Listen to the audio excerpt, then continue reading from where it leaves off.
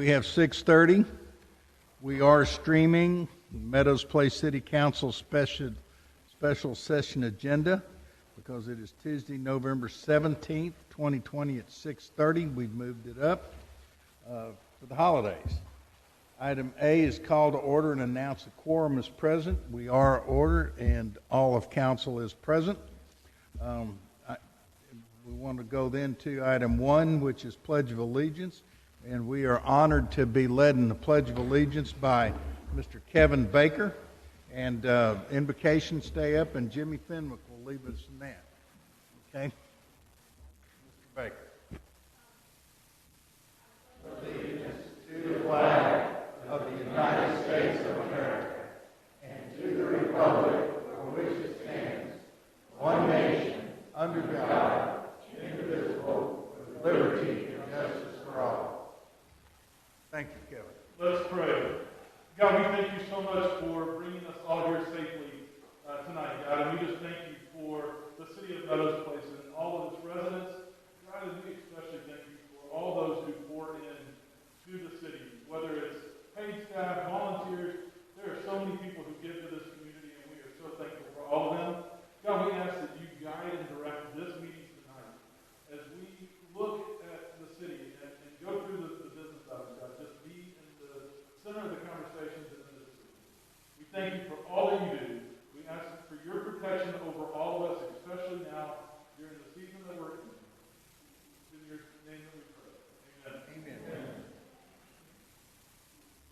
Amen. Thank you very much, Jimmy. We are live, we are on, and we're moving to item B, election matters. Recommendation to approve ordinance 2020-38. And this is, consider this ordinance canvassing the returns and declaring the results of the general election held on November 3rd, 2020 for the purpose of electing a mayor, alderman place 1, place 2, and place 3. Okay, open the envelope.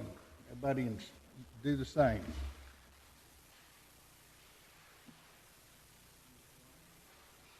Okay, I'm going to read all the totals from the canvas aloud. If you have any questions or if your numbers aren't the same, let me know. Charles D. Jessup, votes received 1,794. John F. Isbell, Alderman Place 1, 1,656. Alderman Place 2, Tia Baker, 1,352. Sharon Leal, 735. Alderman 3, which puts Tia Baker as the winner.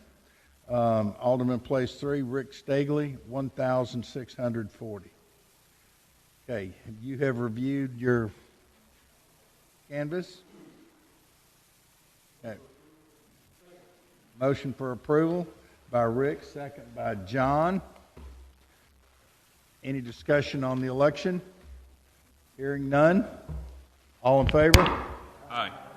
Any opposed? Motion carries unanimously. This concludes the canvass of the general municipal election held November 3rd for the city of Meadows Place with a total of 2,534 voters. We're going to, this next two items are the council members will be sworn in, the oath will be signed.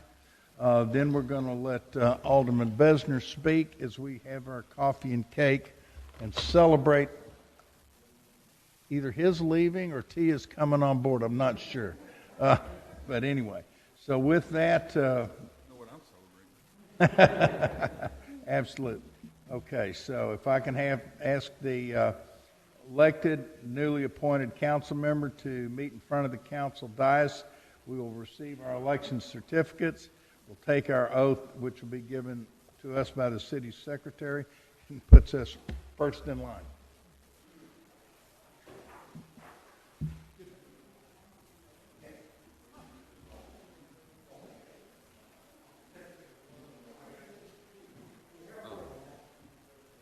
Oh.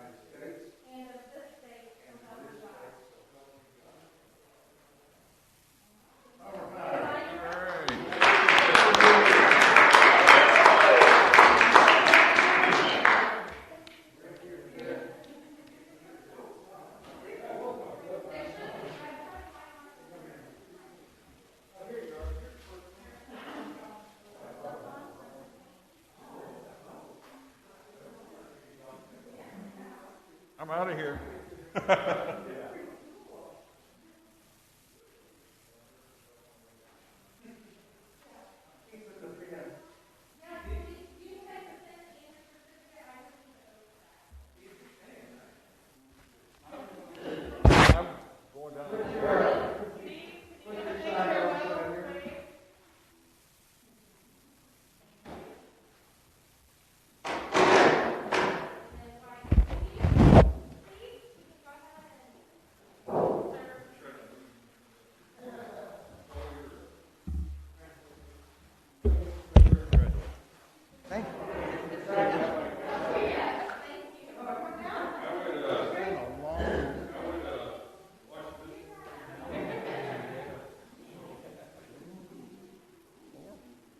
Four. I've been 10 years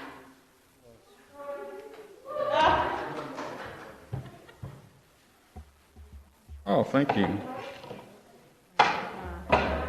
plus. I find that hard to believe.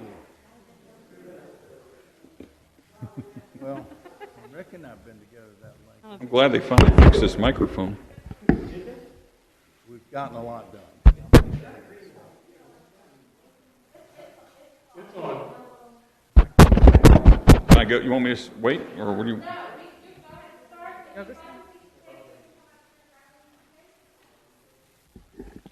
All right. Well, the good news is I have my speech written on my iPad.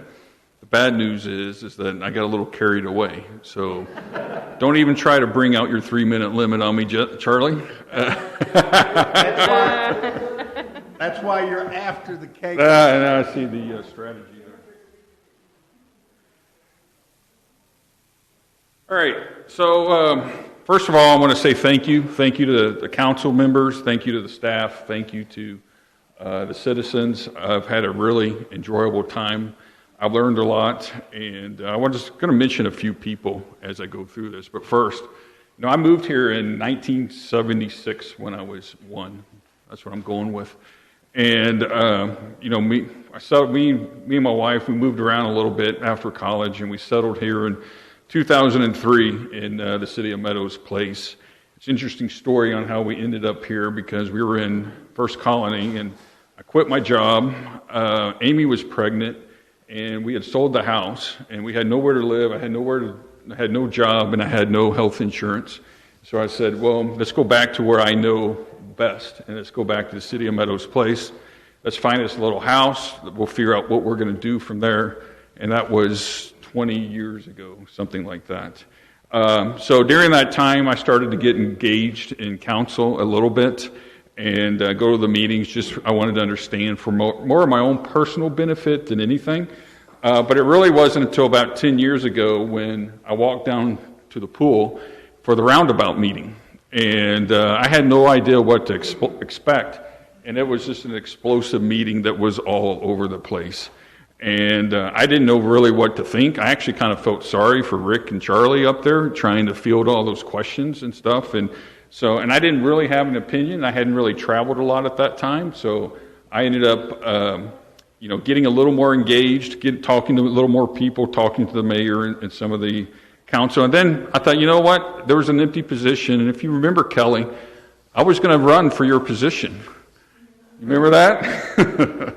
And yeah, we decided, well, Kelly's too nice of a person. So I said, well, you go ahead, Kelly.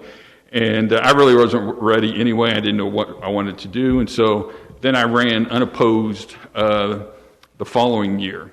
And I'm actually disappointed that I never had an opponent. In 6 years of being on council, people think I'm crazy, but I remember telling my wife last time, I really wish I had an opponent because it'd make it at least a little more interesting and running for the race. So, over the first couple of years were pretty overwhelming, I thought. Learned a lot. I talked to a lot of the different departments. And just say again, I'm just thankful for the council, the staff, the stream of volunteers who just come through this place to make it a better place. And during that, I wanted to call out a few people and maybe roast one or two of you guys at the same time. So I'm going to start with Kelly. Kelly is probably perhaps the most fun person to work with on council, and maybe the most popular in the community. I think, Kelly, you bring a lot from a perspective of living in the Meadows forever. You're kind of the adopted mom. You look after the baseball team. I have no idea how you manage that Facebook page that happens, but now that I'm no longer a council member, I'm free to comment whatever the hell I want, and I can't wait to get out of here and start commenting on that thing. So whether you're shepherding the kiddos or looking after, I think you bring a lot of value to Meadows Place, and perhaps not always in the front, but always behind the scenes. If you guys don't know it, I walked up to the baseball park a few weeks ago. Here's Kelly back there shoveling food. Here's Kelly saying, hey, you got any things to hold baseball uniforms? So she's always kind about behind the scenes. So thank you, Kelly. Moving on to Rick. Rick is the sole engineer of the bunch. And I think his hobbies actually are road constructions, budget worksheets, and churning up new issues that have absolutely zero interest to me on what the city needs to do with them. And but seriously, I think you bring a lot of expertise, given your experience in private sector for a number of years, and you're with the county. And I know that, the city is lucky to have you and to have you get involved. I know that I'm more of a councilman, meaning I give counsel, or used to at least. And I look at Rick as more of a hands-on doer. If you need something done, Rick is the guy to get it done with a very level-headed type of approach. Thank you, Rick. Moving down to John. John, I kind of look at as the jack of all trades of the council. He brings a great attitude, years of experience. How many years have you worked at the bowling alley, John? 45 years at the same job. That's pretty incredible. And he's done everything from clean toilets to who knows what. He's done it all at the bowling alley. And he takes a very sensible approach to council. I find that John is a jack of all trades and can bring a lot from experiences in his business. And if you want a job done and you want it done well, John's the guy to call. I've seen numerous things that he's taken the bull by the horns. Not to mention, John makes the best Dangerita. If you don't know what that is, ask me afterwards. But it's a slight twist on a margarita. Moving on to Kurt. No longer the rookie of the bunch. Kurt brings a wealth of real estate knowledge, whether it's comps, amenities, infrastructure. His goal is always to keep the property values high in the city of Meadows Place. He keeps us informed what's going on in the circles of commercial real estate. His business is real estate, so he's keenly interested in the values. And from a personal standpoint, he's putting his own wallet behind it as well. And he's building a mega mansion over there on Dorrance and Meadow Trail. So I invite you to go drive by that mansion. I had a personal tour of it on Saturday. 30. So thank you, Kirk, and welcome to veteran status on the council. Moving on to Charlie, the mayor. I guess if there's one thing I could say about Charlie is that he cares. He cares for the cities, the residents, the future. You'll never meet another mayor who puts so much emphasis on the vision and incrementally making this a better place. I don't always agree with the mayor, but I always know 100% that his heart is in the right spot. And our disagreements are usually more based on speed and protocol than as so much on content. I know the city of Meadows owes Charlie a big thank you, not just from me, but from all the council. So, since I'm no longer in council, I'm going to express my views now. So this is what I think the council should do. This may be a little out of turn, a little bit premature, but I have the microphone. So, Charlie's not going to be mayor forever, and I think Scarcella was a long-standing mayor. I don't think we're going to get another 40 years out of Charlie. And I think it would be really fitting for this council to name the lake up there and call it Lake Jessup. And that would be a really good, because Charlie's behind all of that stuff. He was behind, the parks and materializing that, and he's seen it all. And if you can find a few extra dollars, and I know Colleen can always squeeze a few extra dollars. What would be really cool is, as Charlie's looked after the city of Meadows Place for all these years, some kind of plaque or memorial or even a small statue. Can't you guys just picture Charlie with his American flag tie, his suspenders, his bald head, looking over the hills of Meadows Place like he's done for all these years, for years and years to come? Plus, I've never actually known anyone who's had a statue made out of him, so that would be pretty cool as well. But I think the council should do that before Charlie steps down. So, moving on a little bit to the staff. Courtney. I guess the first word that comes to mind with Courtney is patience, and then just a sweetheart of a person. You took over the city council, the city secretary job, which was in disarray, and you really brought a sense of professionalism, not only to your position but to the entire staff. Your leadership dictates the attitudes, the moods, the environment itself, and I think you've just done an incredible job over the last few years. And I know that you're going to be happy that I don't have to ask you for the Wi-Fi password, or you're going to have to chase me at 9 a.m. for a 9 a.m. meeting because I thought it was 10 a.m. So, but you really are, thank you, a true asset to the city. Nick. So Nick is, I'm privileged to say I was on the hiring committee for Nick, so I'll take credit for that. The council really wanted to protect our investment in the city. I think we made great strides. And, you always hear these politicians say, I left this place in a better spot. Well, I didn't do it, but I was a part of it. And as we move on past, into the next, 5, 10, 15 years, we want to protect that investment. We want to protect the velocity that we make into the amenities, and we want to be able to ensure that the administration here is not tied to any council or any mayor. And Nick epitomizes that. Nick is always a person with a fresh perspective. He has a lot of experience. I routinely ask him, well, what did this city do, or what does this city do? He ensures that he remains independent and that the decision is up to council and he's not influencing others. And so I think just over the me and Nick were talking this morning, I think it's 7 months, 8 months, and I think it's already proven to be a good decision and to add great value. And I look forward to working with you the years to come, and now I know who to call when I have issues.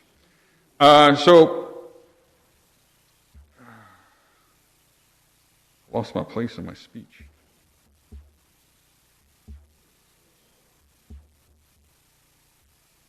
Okay, I'm sorry, guys. Yeah, no. So I want to say a couple more things. I actually didn't. It's not my speech. I'm going off speech now. So a couple of people I want to recognize. First is the chief of police. Is that I don't know any other chiefs of police, but the amount of professionalism you guys bring, not just to your department, but just to the community, being able to make stops, talking to people, your emphasis on diversity, just the entire outfit is nothing but run professionally. And when I look at your police department and I look at our police department, and I'm like, well, why isn't that the model that other counties, other municipalities should model themselves after? I hope I don't embarrass you, Chief, but the Chief gave me a little coin on Saturday, and it was a little, what was the name of it? Challenge coin. I don't know what that means yet. I hope I don't have to find out what that means yet. I don't know if that's a get-out-of-jail-free card or if that's just a momentum to have. But it meant a lot to me, and I'm a big fan of the police department. I think all you know that whenever we've had budget meetings, like if our crime rate goes to pot, I'm out of here, and it's kind of been my motto. It's a little bit tongue-in-cheek, but it's a lot has to do with you and what you do. And I'm really glad Captain Jack showed up today, because I've always felt that Captain Jack, we get a twofer.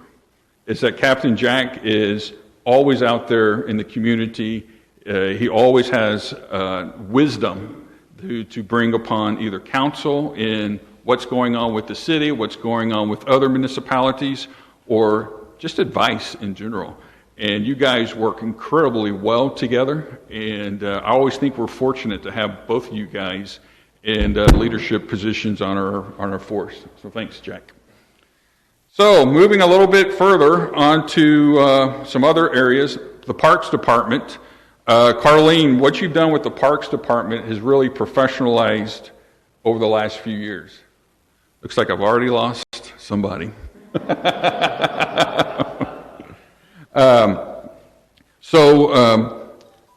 Just some of the items, I can't go through what you do. It actually, every time you do at a council meeting, it takes 15 or 20 minutes, and I won't do that.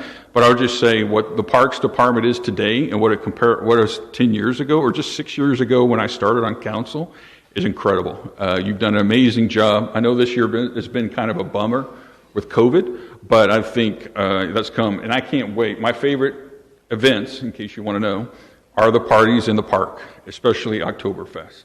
So I live just around the corner. I'm always happy to walk over and have a beer with my fellow citizens. I'm not going to go into much more, the Public Works Department. For you citizens who want to know what happens when you flush your commode, talk to Charlie. He'll be happy to get you lined up with our new Public Works guy to give you a tour of the wastewater treatment center. I've done it. I've done it twice, and it's amazing on what actually happens when you flush the commode, on what goes on down there. So I highly recommend that you do that. And finally, to Tia. First, congratulations and best of luck to you. I'm not one to give much advice, but it may be overwhelming for the first few months, and my advice is to listen, ask questions, take some time to sit down with each of the departments. One of the things I found very helpful is the first 6 months or something, I sat in the chief's office, I sat in a number of public works, number of departmental heads, and just sat down with them for 30 minutes. What do you do? What's your operating model? And to talk to those guys. You'll do a great job. I'm really confident. And I just had my boss, who's the CEO of a public company, just retired just last month. And he gave me a piece of advice all the time that I thought I'd pass on. It didn't matter if we were doing a deal, we were doing an acquisition, starting a new project, we're getting some competitive information.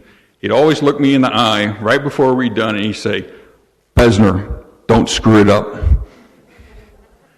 But seriously, I say that tongue in cheek. I'm excited that you're on council. I know that you have been engaged and have a great amount of passion for the city. So, as a parting gift to all my fellow council members, we now have 2 engineers on council.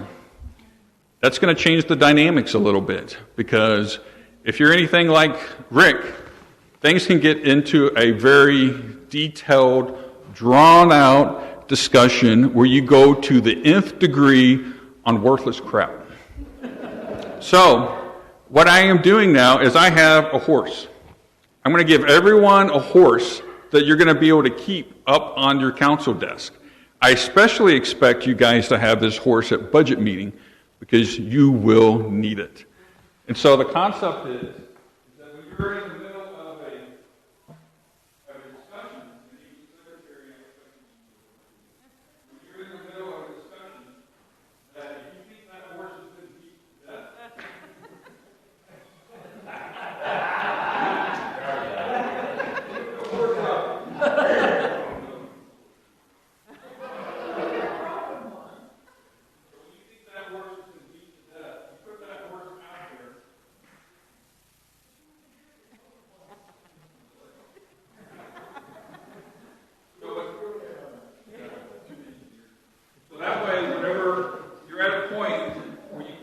anymore, and you're like, we have to move on, I will replace those horses with better horses. Yeah, are you going to raise your horse on me? That way, it's a signal to all the council members, move on. Let's get done. With that being said, thank you very much, and good luck. Thank you, Steve.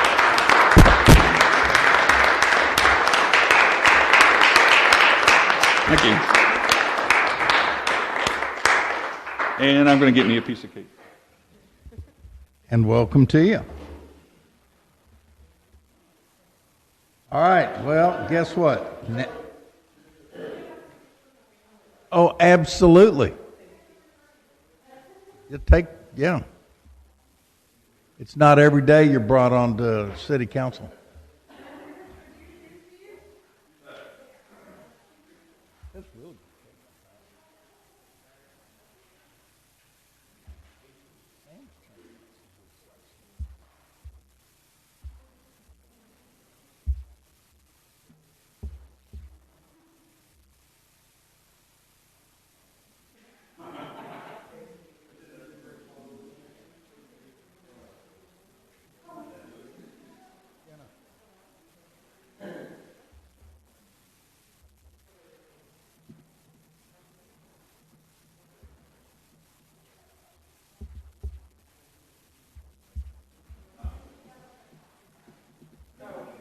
Yeah, you need to get over, yeah.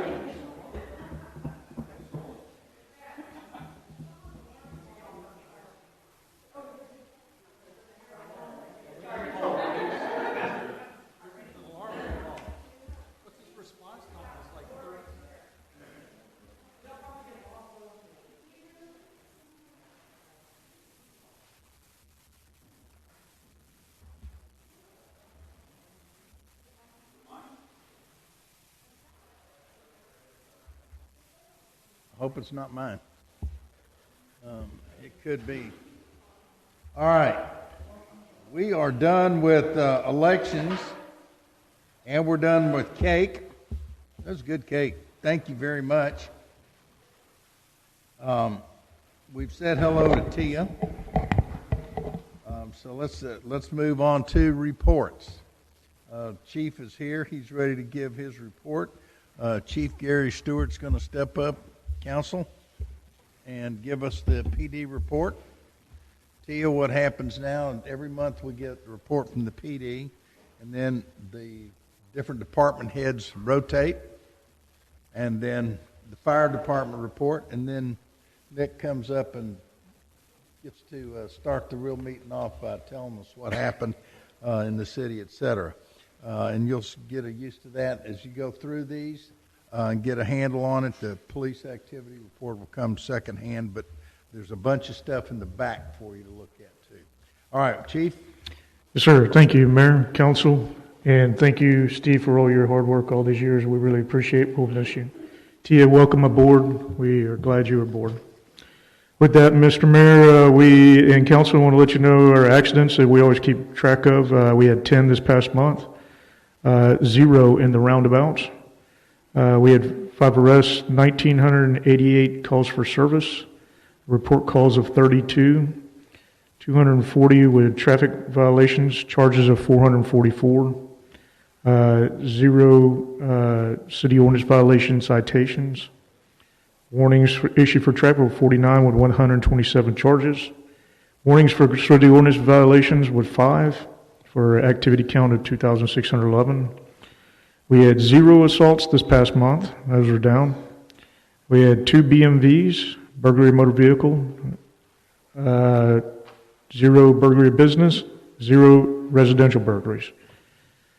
422 business checks, 121 close patrol, criminal mischief 1, 2 with fraud, 187 house watches, 101 of those being park security checks. Total property checks of 586. Robberies, 0. School checks, 12. Tennis court checks, 71, for total property checks combined of 1,078. Thefts, we had 6 thefts and 2 UUMVs, which is unauthorized use of motor vehicle or stolen vehicle. During our TLC program this past month, we had 41 pass, 17 fail, total of 58 contacts. This reporting period, just the city ordinance breakdown for the warnings were 3 issued for solicitor, 1 for noise complaint, 1 for junk vehicle. As I mentioned before, there was 0 accidents that occurred in the roundabouts. No new citations issued for the Dorrance parking lanes that we've been monitoring. Moving on to the chief's notes. As each month, the notes are there for you to review. I only mention a few things, and then I'll go into my last page notes. So we'll go over a couple of arrests, significant arrests. We did have 5. One that I need to mention is we had an evading and theft that occurred at Northern Tool. There was 2 males that were involved, as you will see in your notes. One of the things is that I wanted to mention that Officer Gonzalez did a great job on stopping them as they attempted to evade. During that, we were able to not only arrest them for the evading and the thefts, but now we're doing a multi-jurisdictional case on them for not only the stolen property, but as being involved in other agencies as well. Another arrest that occurred is a warrant out of another jurisdiction, which is a failed to ID fugitive with a possession of controlled substance warrant out of another jurisdiction. This is another big case. Ann Carzelis also did a great job on this when she stopped what appeared to be an unconscious male in a vehicle. Turns out he provided her a false or fictitious driver's license, which led into an investigation. Found that he was in possession of methamphetamines and several identification cards on the suspect. With this, we found a large quantity of U.S. mail belonging to various people located all over Houston, Fort Bend County, and so forth. With that, he was taken to jail. Now we're looking at federal charges. We're working closely with the USPS investigators, as well as Sugar Land, Stafford, Missouri City, Fort Bend County, Houston, and of course the federal USPS, as we are meeting with them tomorrow to file federal charges. And those were just 2 that I wanted to mention, that as we move forward, these guys are out there doing a really good job of picking up some of these really bad people. Moving on to additional notes, we'll skip that first couple of bullet points, as those are typically the same ones I put in every month. Those are going over COVID and some of the things that we're doing to mitigate that, as well as some other things. The training center we have partially reopened. Right now we were able to co-host a class with Missouri City Police Department, the DA's office, and we're setting up training agreement with HPD for a mutual training at our facility, which will occur starting next month. We are continuing working and monitoring the never-ending hurricane season. I don't think it's going to end. I don't know what comes after the Greek alphabet, but I'm sure they'll find something. But we do monitor those closely and keep up with them just in case something shifts our way. I'd like to talk next about our grants. We were awarded the LPR grant and finalizing paperwork, working through some small issues they're not issues. We're working through some agreement things that we need to take care of to tidy up on this last end. And then we'll start placing those in place and put them to work. The live scan is complete, and we are starting to work on the process as we were awarded that this month. Live scan being our automated fingerprint identification system that we can use mobilely and internally. Next, the holiday season and Christmas mirror is just around the corner, and we are preparing for those events and monitoring crime trends in the region, as we always do, to make sure that we can inform our constituents of crime trends and what they need to look out for. Again, I want to reiterate that we do have some retirements coming up, one in November, one in December. We have 2 open positions, total 4. One may be rescinded, so we're hoping that we'll only have the 3. We are currently reviewing several applicants. I wanted to make sure that I mentioned this, that we did have a preliminary interview for 2 potential candidates last week. Both are currently in Wharton County Junior College Police Academy and expect to graduate in December. And we also have another promising candidate that we're going to interview later this week that's working currently for Fort Bend County Sheriff's Office. Now for my hesitation here. We did have an at-fault fleet accident this month. Happy to report, though, the officer involved and the other occupant of the other vehicle only sustained minor injuries. For transparency, we did have the Department of Public Safety, DPS, work the accident. And we did an internal investigation ourselves to ensure we addressed any policy deficiencies or violations. With that, I'll move on to, I would like to thank Mayor and Council. As y'all have seen, our newest fleet edition, which is our new and first black ghost car. And the guys are constantly fighting over it. I was surprised to see it parked when I got here. But I think they knew that somebody might want to wander out there and look at it. Other projects in the works, we do have a video conference system that's going in at the EOC and Training Center, and it's in progress. In fact, I think we got some loose ends tied up tonight, a couple things to button down in the morning and test, and that'll be ready to roll. So I feel confident now because I had my right hand, Captain Ashton, there this evening prior to the meeting while I was still preparing notes, checking that system out, and he's assured me that if anything fails, we all go hunt Kevin down.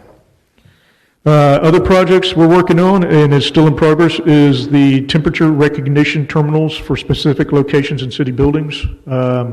We do have the quote. We did send that off, and we're looking for a date for initialization for them to bring it in and bring in the software and train us on it. And that's going to be vital for us during COVID. As people come in, it will scan their temperature, do a facial recognition for employees, and also flag staff members that have been assigned administration levels that there's somebody coming in who has a fever or anything else. And it'll actually send a photo so that we know who we're dealing with. So that's my report, Council, so I'm available for any questions. As usual, Chief, thank you very much. I want to, before I turn this over to Council for questions, I want to talk about the newest fleet and the black ghost car. For those, we had a pretty good crowd on Saturday morning for the town hall meeting, and those that attended it got to see that ghost car. The chief and Jack had the car parked out there for us to view as we came in the door, and it was it's really neat. Seems to change colors all the time. It's hard to recognize, and it's got the infrared camera. Our guys will be able to get some use out of it. Of that, I am sure. I also want to point out that the chief was talking about his ongoing and never-ending search for police officers. He goes through a rigorous training or screening process, and I've talked to other people in other cities, and they don't do it, not the way we do. I don't say anything because after a long time I learned that we end up getting officers that stay, and we've hired very few felons since I've been here. Zero. Yeah, but they have applied. You're exactly right. So I did want to point that out. And I want to also state that one of the things that we've got going, and I hope I'm not stepping on your toes, but you've met with Josh Merritt of Merritt Media, and they are in the midst of planning a recruiting video that will have some legs on it. It'll last about a minute and a half type video, I think is what it'll be. And we will, for those that are familiar with some of the videos we've done with Josh, they're extremely professional. Our Economic Development Corporation stands behind those and helps fund them, and they were enthusiastic about this one as well. So, Chief, I want to say thanks. Thanks to our EDCs, who was 3 members here of it. But right, yeah, I forgot that. But anyway, I want to say thank you. And Josh was very excited after talking to you about the criteria you laid out, and he said, "Man, it's going to be good." And so I want to thank you. The one other thing was the DPS, having the DPS work. You talked to me about that, and I understand why you did that, and I thank you for that, because we just don't need to be explaining all that. So thank you so much, again, for your professionalism. Counsel? Okay, Jack? John, sorry, I was looking at Jack. 10 years, what can I say? Bad, still working. Hey, Chief, first of all, thanks for everything you and your department does. Is wonderful. The Black Beast or Black Ghost, that infrared camera, Yes, sir. we put those on all the cruisers? We eventually would like to do that, yes. This year we had an exceptional trade-in value that allowed us to purchase that, but with the blessing of council, we can put it on everyone. Oh, sure. But, just cruising down the neighborhood and stuff, and in between houses where the fence are, you can't see. Yeah, That will let you it's see. especially useful for heat signature marks so that if somebody's hiding, we can actually identify them if they're laying down in a field. Even it's sensitive enough if you leave a palm print, it's going to last for a little bit before it dissipates, but we can see that. So if you're running away, we can pick up a little bit of a trail. So yeah, it's a very valuable tool. About how much are they? They're about $3,300 to $3,400 a piece. Okay, EDC? Just saying. But anyway, hey, that's all I had, but thank you very much, and I hope the officer's okay that had the accident, and hope everything... He's doing well, and I'll pass it along. Thank you.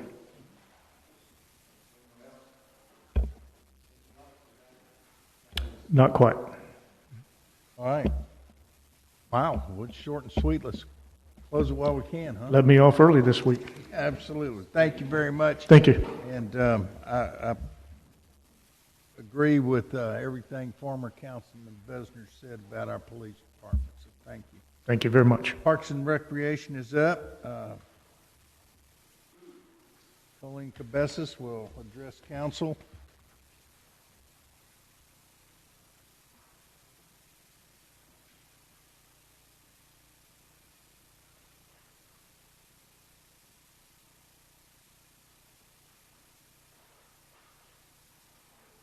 I've got mine.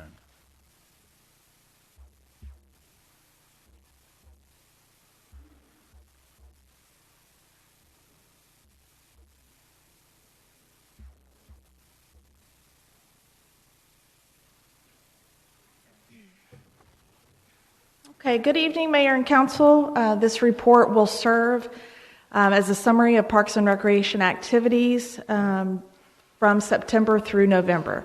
So as Steve mentioned, I always have much to say in my report, but I am covering a 3-month period of activities and upcoming activities as well. So I begin with our parks and facilities. These are brief summaries of what has occurred over the last couple of months in each particular area of Parks and Recreation and some of the new things to come. Our Centerpoint right-of-ways. This is the 13 acres of land underneath the power lines, better known as our Monarch Butterfly project or Native Prairie Grass project. Recently it was mowed. That was not to our request. I do want to remind council that that land belongs to Centerpoint, and we knew that when we went into the agreement for the Prairie project, that at times they might need to get in there and do what they need to do. And it just so happens that they are at the end of a year-long project, changing out some of the power lines there and the transformers. They began that project last year, if you remember, and they put the temporary pole in the gravel parking lot. Well, now they're coming back to finish the end of that project. So they recently mowed that in preparation for the end. They've also placed a big United rental trailer out there. If you haven't seen that yet, that is all part of the Centerpoint project. So in the meantime, it is mowed, but just like any grass and flowers, it will come back. And we are hopeful that it will come back with native species, and we will continue to manage and maintain that area as a native migratory pathway. So that's what's happening in that area right now. The Discovery and Nature Center, we have certainly taken the opportunity during COVID to make some improvements, some changes. We have added on a lookout platform on the back of the building. It connects to our 3-story treehouse that was already there when we purchased the facility. But this will provide an opportunity for the parent to go up with the child on part of that platform, whereas before only the children could enter the treehouse.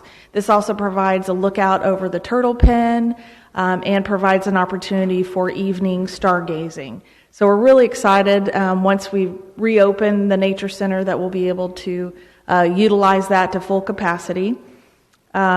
With that being said, we do have a neighbor next door to us, and out of consideration, we want to make sure that their privacy is kept, and we will be installing a privacy fence prior to the reopening of the Nature Center that will block any views from that new platform area. Our next item is the playgrounds. They all have remained open during this COVID process. They were closed for a short time. We've talked about that previous to this meeting, but they are open at this point, and we do have signs posted about playing at your own risk and making sure to wear your mask and clean your hands at your own risk. We have made improvements to the Kangaroo Park. And if you remember, this is one of our pocket parks off of Montecito.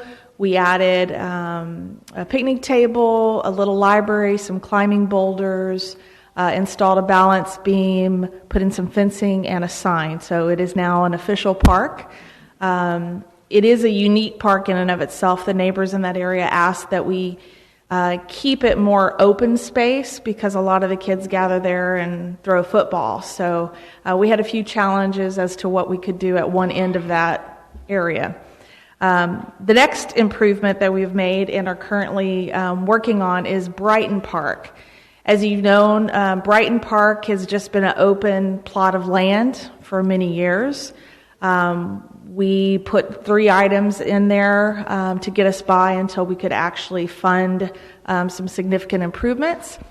Our playground equipment was delivered this week. It will be installed on Thursday. So that will be a very nice, functioning, multi-age playground.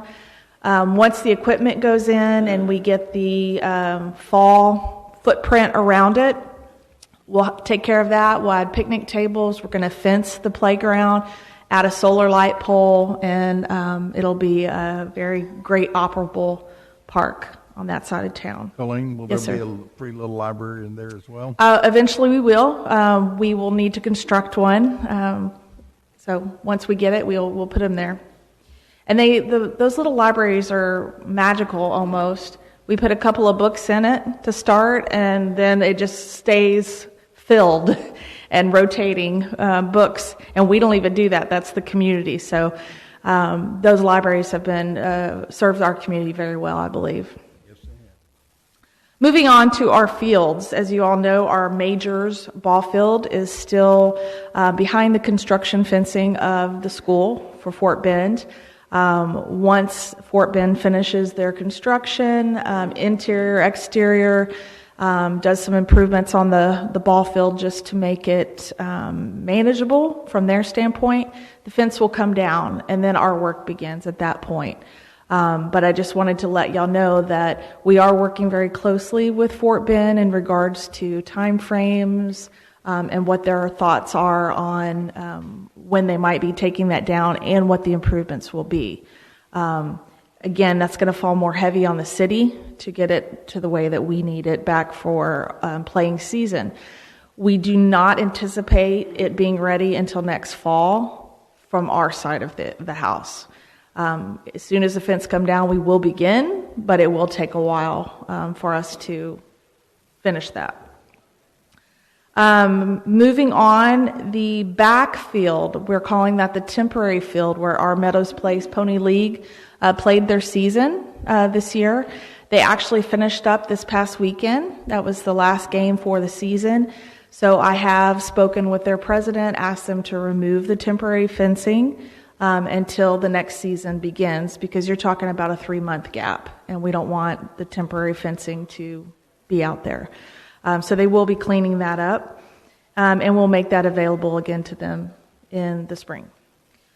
In regards to beautification, if you haven't noticed, recently we had all the trees pruned throughout the city, the parks, the right-of-ways. Looks beautiful, our trees.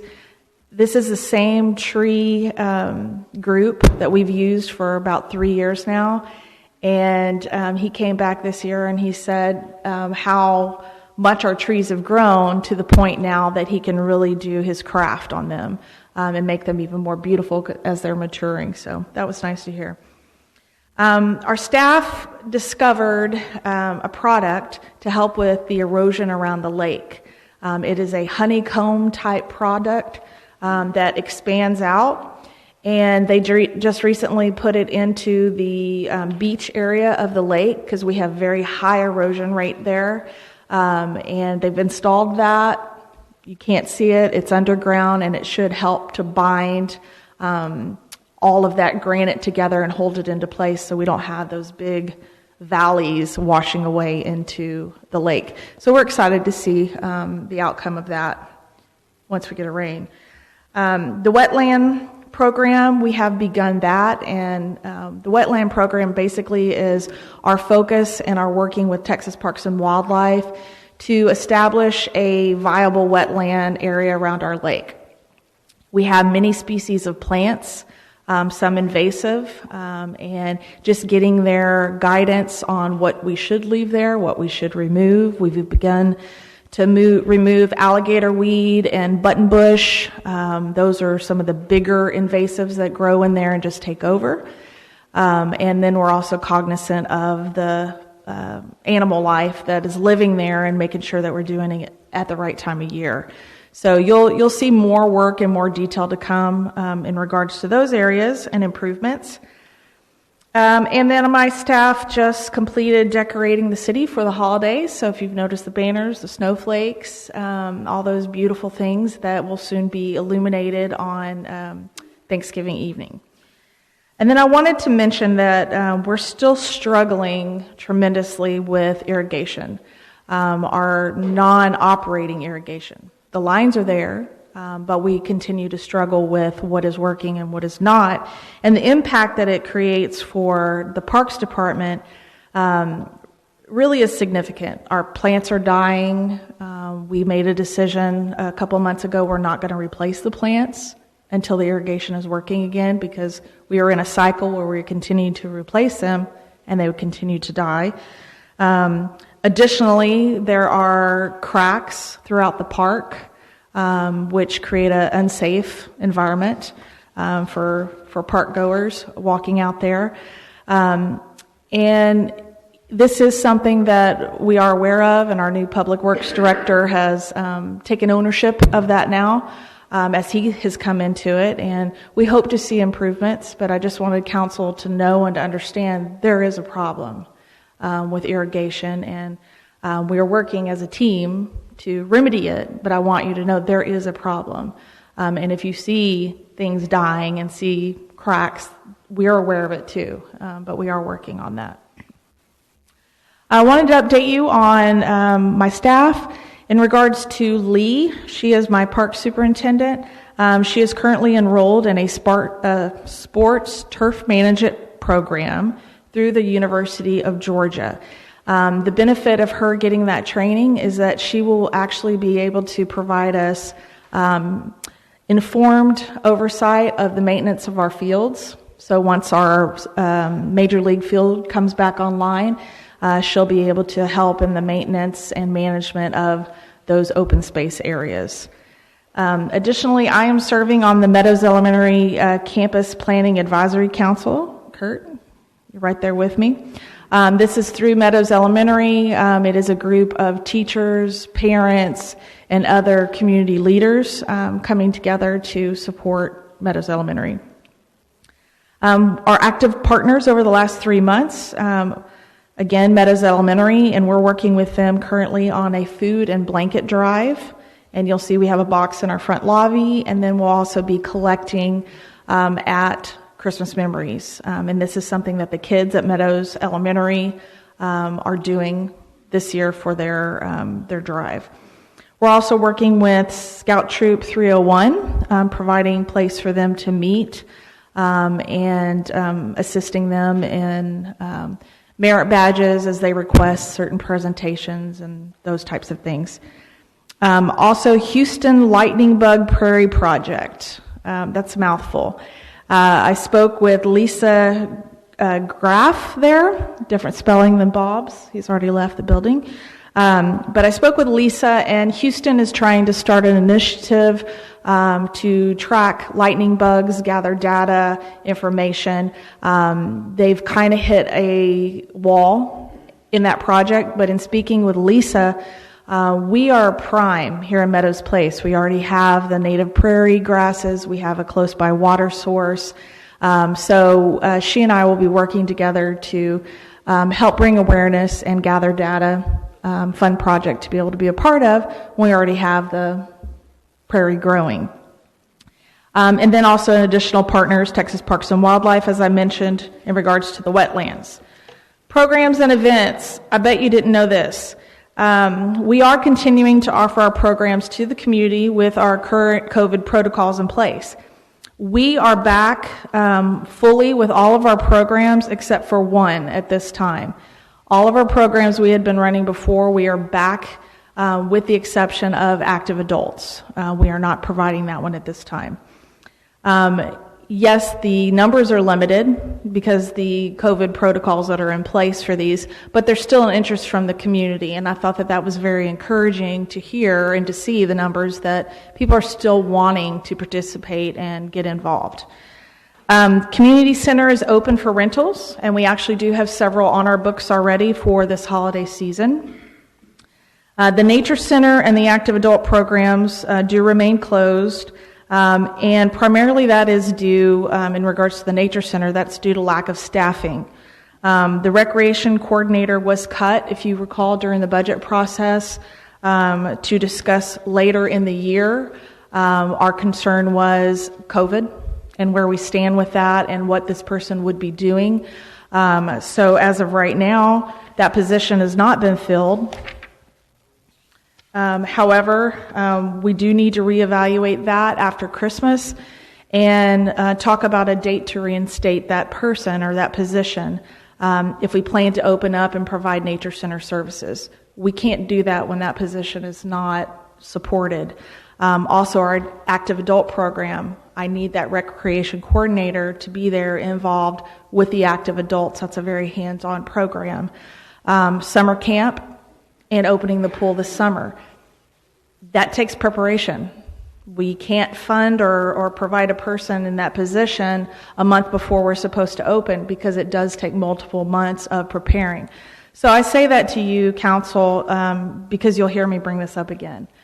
We need to all watch and be aware of where we're going, where we're moving, and in order for me to continue to move forward, obviously keeping an eye on COVID and how it's affecting our community, we do need to fill that position.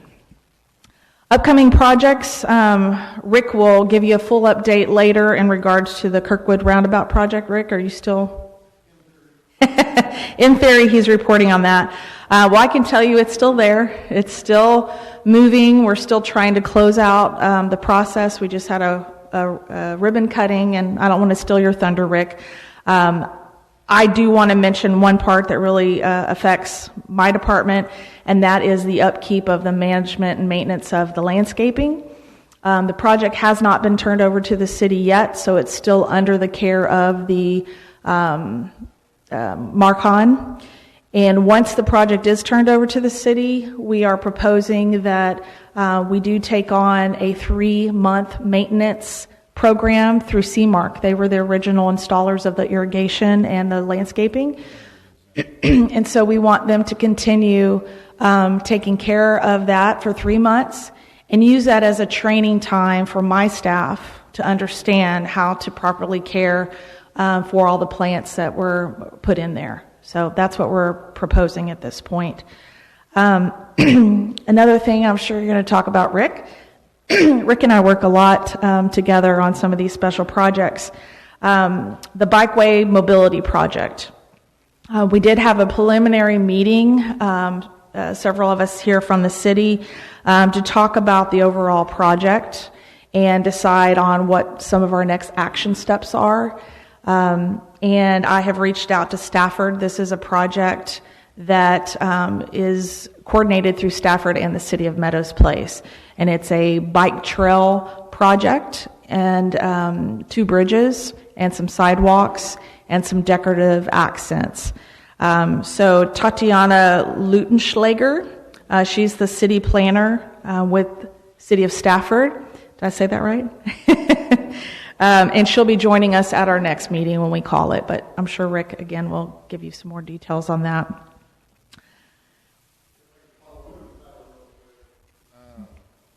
That is the project we put into the 2020 mobility bond project for the county. It was approved. It would create a trail from Dorrance, across West Airport, down to the fountains.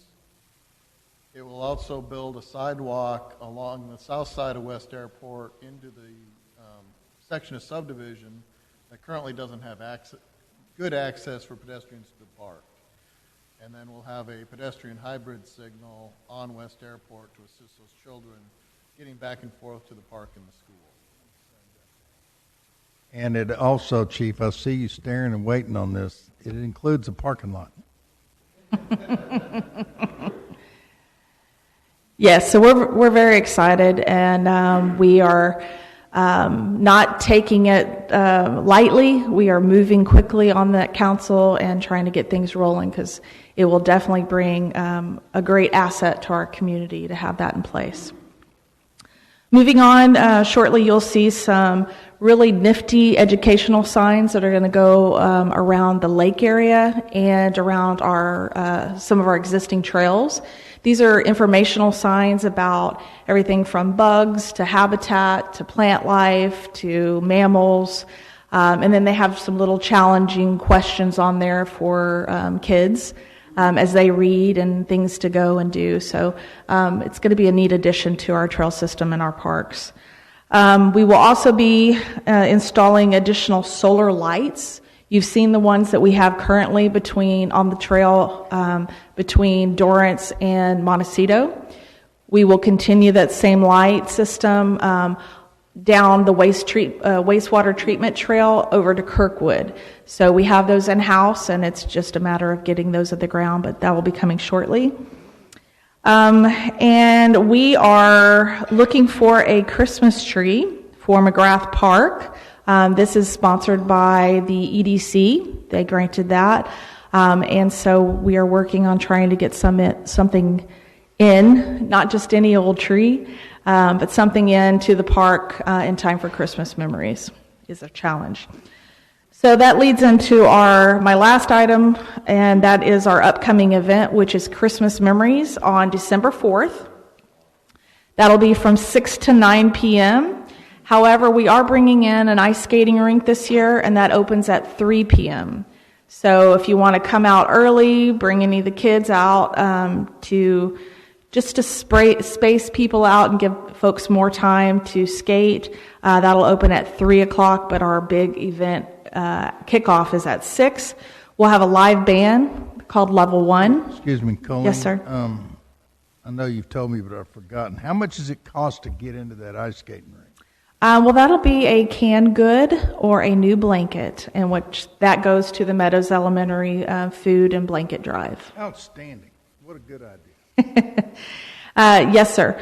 We will have the live band called Level 1. We'll have 2 snow hills, one dual lane for larger kids and one small for the toddlers. 2 trains, a toddler Ferris wheel. The scouts will be out doing a s'more pit area. We'll have food and hot cocoa in the field house. And we'll have photos with Mr. and Mrs. Snowman and selfies with life-size reindeer. Those aren't real reindeer, they're life-size reindeer. We will have a great time out there. We are taking COVID protocols to heart. We do recommend masks. All of our workers will be wearing masks. All of these rides, are different than what we've done in the past, minus the snow hills, but they're different for 2 reasons. One, certainly COVID. We have to have something that we can wipe down in between participants. The skates we can spray down, the seats we can wipe down, the rides of the train, any hard surfaces we can wipe down easily. Inflates, you can't wipe down. So the big jumpies and those types of things, you can't wipe down. But these items were picked specifically because of COVID protocols. Also, our footprint has changed this year. We have less space. We don't have the ball field to spread out on. We have the street. So we've getting a little bit more creative with the layout. But I think the addition of the ice skating rink will be exciting, something fun and new and different this year. We have skates for all sizes, kids and adults. And like I said, that begins at 3. I'm open for questions if you have any. First of all, make sure this is working. Thanks for everything you do. You do a phenomenal job. I just can't, you'll hear it. Steve said it. Everyone's going to say it. You do a great job. Thank you. Just curious on this lightning bug thing. Is that something that we can buy in bulk and like seed areas with it, like they do with ladybugs and stuff? That's a good question. I'll have to look into that. Interestingly enough, I did request information on the lightning bug specifically, and the project coordinator haven't focused on that part of it yet. They have been focusing on what data they're going to collect and what they need, but they did not have information about the lightning bug. So I've been doing some self-education myself. But here's something neat. With our prairie grasses that we had, especially during the summer, they were higher. There were some sightings here in Meadows Place of lightning bugs on the patch between Dorrance and Montecito. Obviously, it needs to be a darker area, and it needs to have a water source close by. But we were seeing a couple. We hope that we'll even get more and have them come back. So. Really neat. I grew up in Virginia where they were thick. Yes. They Yeah. were thick. We used to catch them, put them in jars, and have a flashlight to walk. Exactly. So We exciting. used to do it here till Houston grew out here. Colleen, I got a couple things. One, Tom's going to be calling in. I don't know if he's talking to you directly tomorrow or not, but if you would hit him up on the Letters to Santa box and ask him to put something in there that it's going up, but also ask people to take selfies and send them in. Or post them, either one, to try to promote that. It's such a cute thing. Okay. And secondly, we've had a couple of bad requests in the past, and Rod, I'm bringing this up before I forget it. Since you're here, and I'm not sure who's involved who, but if we can put up some sort of some sort of address or something in the cul-de-sac that would be noteworthy for people when they're trying to call in to dispatch. If they get our dispatch, there's no problem. We're at the cul-de-sac in front of the field house, and by the time they finish, cops are on their way. But if we end up going to the sheriff, well, what cul-de-sac? What are you talking about? So I don't know what we do, but if you three could put your head together and put something up there, and then we can maybe do a quick video on it or something to put up, post, so people will know where to look and what, so that we can help our folks just make that call. It sometimes takes 20 minutes or so, and that's not acceptable. Yes, sir. So y'all would, Addresses are assigned by CenterPoint, so if we don't have an address there, we'll need to give it to them. We do have an address there. yeah. Yeah. And then once you've got the address, if you provide it to GIS engineer at the Fort Bend County website, it'll get into the 911 dispatch. Oh, and that's why you're still here, Rick. Thank you. All right. That's one more in the Rick column. No. There's always a solution if you bring up the problem here. Anybody else have anything for Rick?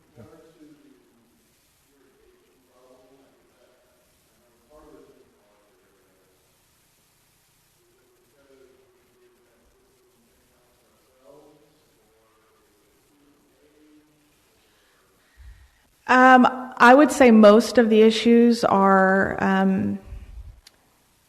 it's a fair balance between age and maintenance, lack of maintenance over the years.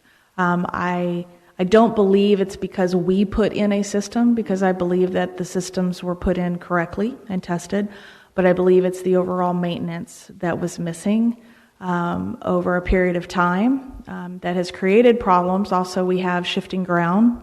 Again, that goes back to maintenance and making sure that they're repaired correctly and checked often. That was not a part of the process, and we've had extensive conversations about this internally. It's just getting a protocol in place as to what we're going to be doing going forward, what resources it's going to require, whether that's funding to contract out or hire an additional person to assist, because it is consuming. Let me stop you there, Colleen. And Rick, I will say this. We've had those issues. We've tried to address the issue. Personnel have changed, and we are addressing the issue. Nick spent quite a bit of time putting in a protocol and putting the thing into place. Rod's just now finding out he has this issue. But already in the conversations with him, I think we're in good shape, and we're going to be working on it. We will come up, just like the address solution, we will have a solution. And actually, I think we've got a pretty good protocol in place to find out. And then just for the audience, over the years, we've had different personnel in Public Works. Some of them took more interest in the irrigation system than others. And also with the turnover in the labor staff at Public Works, some of them know how to work with irrigation, some of them don't. That's the issue you have when you try to do it in-house rather than contract with a company that knows how to do irrigation. So a solution will be found. Let's see, I think y'all talked about. Yeah, Colleen, real quick. Of course, thank you for all that you do. It's much appreciated, truly. Section 1, I'm excited you're getting the Brighton Park going. If and when we get the recreation coordinator, it would be fun to hold some sort of event or grand opening or something there. Just, hey, everything is across Kirkwood. It'd be nice for the kids on this side to have a little celebration over here and to highlight that. So just a suggestion, but I think it would mean a lot to the folks here in Section 1. Please keep us updated about the recreation coordinator position. I agree it's important, and I'd love to remind us about it so we can discuss it at the right time. Thank you. Did Centerpoint give a time of when it would be finished? No, they don't do that. Okay, that was my guess, but I figured I'd ask anyway. They did say 2021, but they needed to prepare mowing now before we get into the wet season because it tends to get really rutted. But as soon as they mowed that, then the trailer showed up. So that shows me that they're rolling with their action pretty fast now. So, and we're not too far from 2021. So. True. Thank you. Mm-hmm. Anyone else? All right. Well then, Colleen, thank you very much. I've got a note here that says, talk to Colleen about the lights. I just don't know what, so I'll talk to you about that tomorrow. Thank you very much. All right. Thank you. I'm excited about all that we're doing out there. Item number 3 is the Fire Department monthly report. Fire Department, again, this is held by Stafford Fire Department. I want to say that we do a good job, but this time we've got 24 out of the 35 calls, and it's a short month, okay? But 24 of those were EMS. We had one vehicle fire. We had one fire alarm that they responded to, one motor vehicle accident that they responded to, and 8 good intents. And what good intents are is when people are concerned about something and they call the fire department and they respond. The chief knows what I'm talking about. They respond to good intent calls all the time in the city. And I want to encourage those. If you have a concern, you have a question, call. I get so frustrated looking on that 3G page and somebody will call in and say, well, we saw 13 people assaulting somebody and I wonder if I should call the police. I just don't get it. But they come most this time in the weekday. 22 of the 20 of the 35 were in the weekday. 8 were weekend day, 3 were in the weeknight, and 2 were in the weekend night. For that total of 40 to 35, we had some increased fire marshal activity. We had a total of 8 calls by the fire marshal out in City of Meadows Place. So that concludes the fire report. I do want to say this, that tomorrow night, that's Thursday night. Thank you. I'm sorry, panicking. Thursday night we will be honoring all the fire people, all the EMS people, and of course all the police in Fort Bend County. And we'll be hosting the Fort Bend Mayor and Councils Association, and it's going to be 3 people, 1 from each department, receive from across the county. And we chose to have Chief DeCamillo with Stafford receive the, what's that thing called? The resolution, the proclamation for their job well done, and we're going to put one to them. We've got Fort Bend County EMS going to be there to receive for the EMS, and we've got our own Chief Gary Stewart that's going to sit there to receive the proclamation on behalf of peace officers across Fort Bend County. And I've meant to ask how many people that is. I need to try to figure that out. Because I just started thinking, man, that's a lot. So anyway, we're hosting that, and that was something that was brought up by City of Meadows Place, and is being held here and run by us, and it's meant a lot of extra work on Colleen, and she's done a great job on that. But I just wanted to bring that up while I had the fire report. And that concludes the monthly report for October, but from the fire department, in this case, fire, police, and EMS. So, Nick, you're up. Thanks, Mayor. I'll keep it brief tonight. First of all, Steve, thank you for your service on behalf of staff. As we had mentioned this morning, congratulations, you've been promoted. Just a couple of quick things tonight. First of all, there's a lot of moving parts at City Hall, as there always are, but wanted to mention that Rod, our new Public Works Director, is doing a good job settling in, learning the operations, learning our facilities, and brings a lot of good experience. As an example, one of the things that we're starting to get a handle on, that we need to get a handle on, is the city has a number of backflow prevention devices that, as you might know, have to be monitored and inspected annually. That's something we need to get on top of, and it's something he's worked on, just hitting the ground running. And so it's a good example of him getting in and really be able to make an impact from the get-go, which we're very proud of, and we're proud to have him here. The other thing I want to make mention to you guys, just to kind of put on your radar real quick, is yesterday the school district actually submitted an application to the city to amend their specific use permit for the elementary school. The reason they did that is because they're asking for an electronic sign at the school, and so by requesting to amend that SUP, they want to build in an electronic sign on that site as a part of their specific use permit for that elementary school. So want to put that on your radar. As you guys know, since this is a zoning-related issue, you'd have to get P&Z's recommendation first, and then it would come to council for a vote. So want to let you guys know that as far enough in advance as we can, and just to let you know before you see it. With that concludes my report tonight.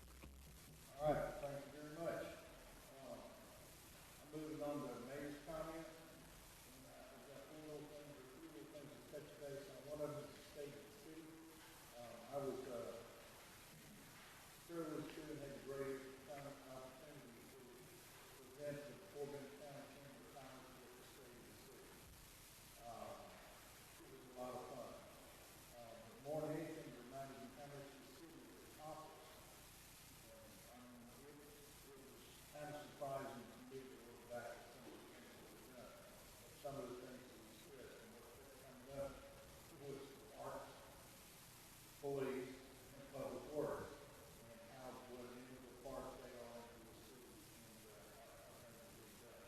talked about the NAS tobacco project, which they got some attention. And I want to stop right here because that project is $3.5 million was designed, put together, and proposed by Rick David on behalf of City of Meadows Place, and by the way, before staff, and I got to sign off on it, so I love it. And sure enough, it was picked up and put into the bond proposal, and the parks were on task. Ours went with it, and it's been talked to by our commissioner, Ray Preston, who gave us discussion about it, and really let him get with it. And so we were getting with it. I just wanted to announce that. But it was a great opportunity. One of the things that had great impact during the state of the city was the wonderful feature that we have. And so it was kind of satisfying to me to have such positive feedback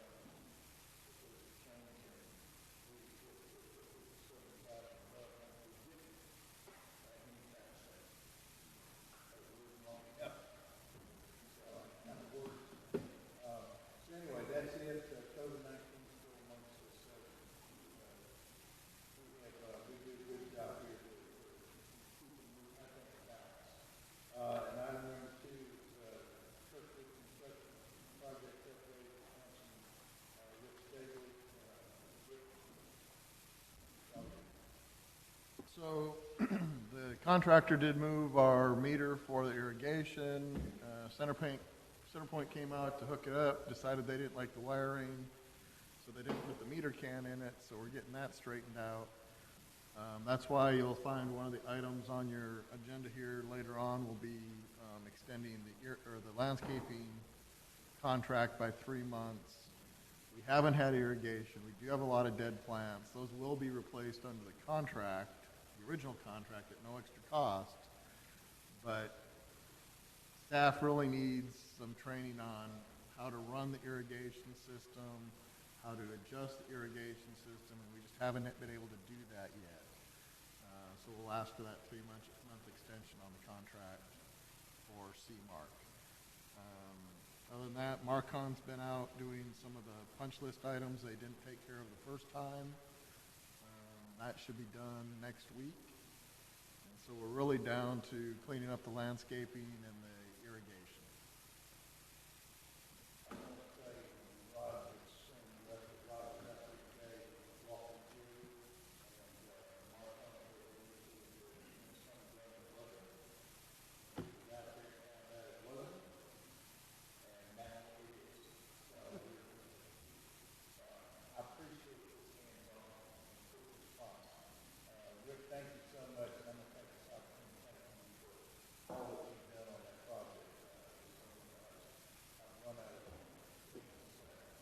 Okay, moving on to the regular agenda. Council, this is where we actually get into the business of City of Meadows Place.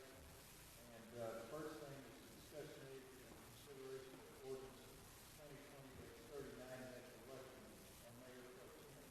Council, this is up to you. Mayor has nothing to do with this. It's up to y'all.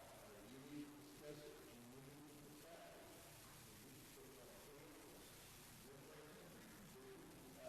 Just whatever you want. I'm gonna leave that up. Y'all have any discussion items on this? Were, yeah, I was Bessemer flew. Well, yeah, well, he's not on council anymore. He's over there. So, Always 2 years ago, Rick was just finishing up. what number? What number alderman? I don't remember anymore. Yeah, I'm 3, so it would go to 4. You're it. Okay. So are you nominating Curtis? Yes, I am. Nomination by John. Second by Gary.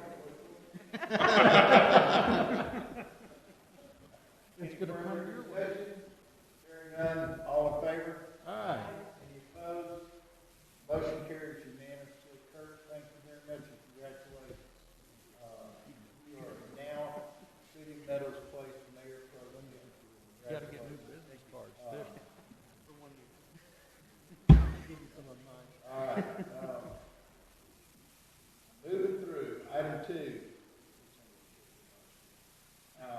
Discussion and consideration resolution 2020-52, authorizing the mayor to submit a grant application for the LPR acquisition project for license plate readers, and that's grant number 411-107. So moved. Motion by Rick. Second by John. Discussion. Is this just red tape paperwork? Yes. All in favor? Aye. Any opposed? That motion carries. And we've already got the spots, and you're ready to roll. Okay, congratulations and thank you very much. Item number 3 is discussion and consideration. Hey, there's a question.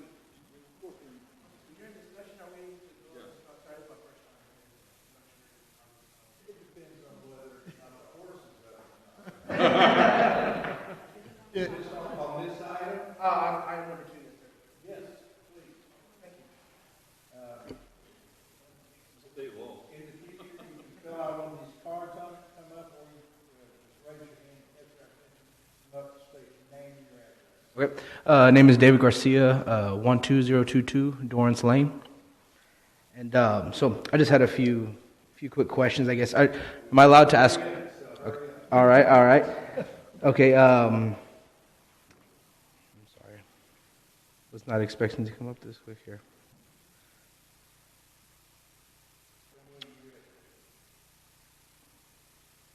All right, I'm ready. Okay, just a few questions about where these cameras would be located, these scanners would be located. Are these just going to be on police vehicles, or do I get to ask questions here? We won't tell you because we don't want the criminals to know. Gotcha. Okay, all right, so this is just, okay, well then I'll just get I guess, my points You'll across. drive by and see 'em. Okay. Well, I guess I just want to make sure that, I just want to know if they are going to be videotaping drivers and passengers. Do we also, are these going to be uploaded to a central server? Who is going to run this server? What agencies will have access to this information, license plate information? Yes, sir.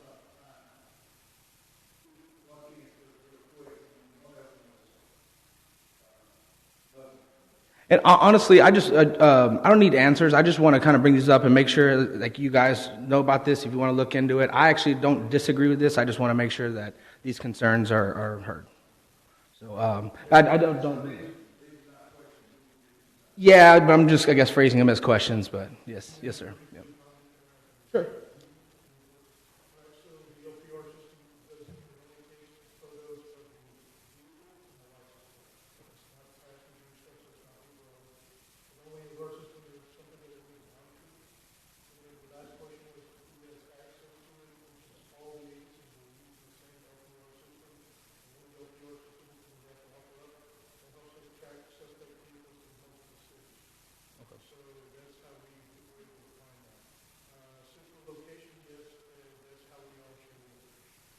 All right, thank you. Yeah, I think the general thing is if it's a stolen vehicle or if there's a bolo out on a certain license plate, it's used to try to look for those vehicles. And then if we do have an incident, the PD can go back to look at it. If somebody gets a partial plate number, they can look at it and try to pull the full plate number off the information. Okay. All right, and thank you for that. Appreciate that. Also, a few other things. I just want to make sure that, the license plates that are pulled, are these being stored, or I guess they are being stored, and I'm not sure for how long, but I would just recommend that maybe the ones that are on a hot list or the ones that you're actually looking for are the ones that get stored. The other ones maybe get, erased, just because, I know everything in public is, you can videotape it, you can record it, you can watch it, but I cannot decide whether or not I want a license plate on my vehicle. I have to have a license plate on my vehicle on the front and back in the state of Texas. So I just want to make sure that, if I don't have anything wrong with my license, I really don't want that, or my tag, I don't want it to be in some system somewhere for 5 years. That's... It's for some time, but it's...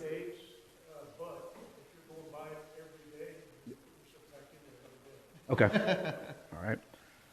And what about, FOIA requests for this information? FOIA requests for this information? Are people able to ask for that information since it's public? It's set for all.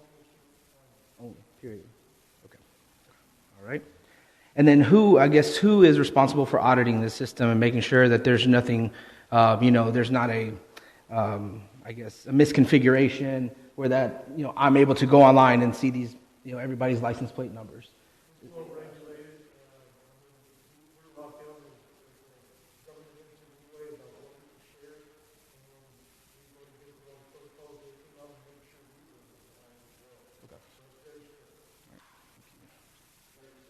All right, thank you. And I guess just the last thing I want to say is just make sure, there's sensible retention limits, and just to make sure that there's a good audit and control. And does this happen, do they come out every so often and make sure that these systems are, calibrated correctly? Yes, they do.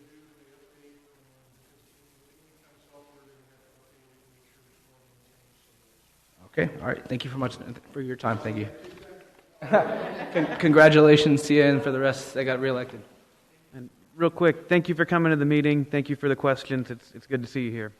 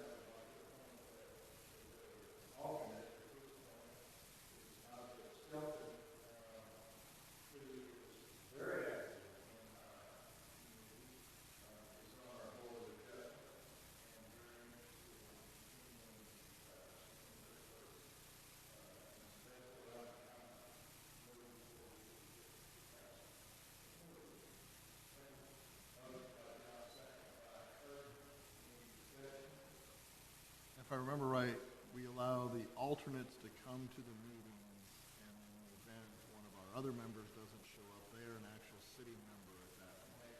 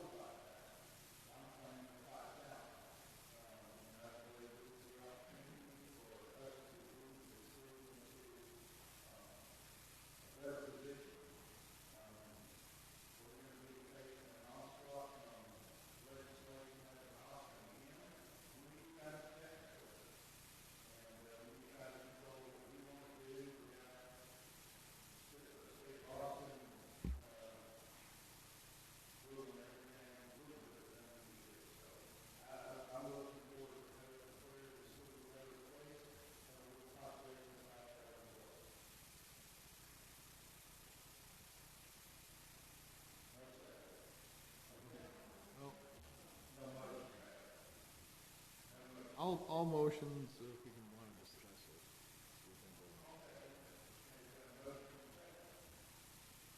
You sent us something from city data. That's got us really high. I didn't see the HGAC item on here. You're talking from the Sub-regional. sub-regional report. Yeah, I see it. It mentions, range between 46 and 5,000 with a total population of 4,660, and that was at 80%, right? 80% responded. So that's a total of 80% of our city from that time, right? So if you extrapolate the other 20%, does that put us over the top? Possibly. I spent some time on the census website. It's a mess. You can't find anything on there. I got a couple of links, but Kurt, the housing change over that's been occurring. How many are single family or single person turning into families? How many are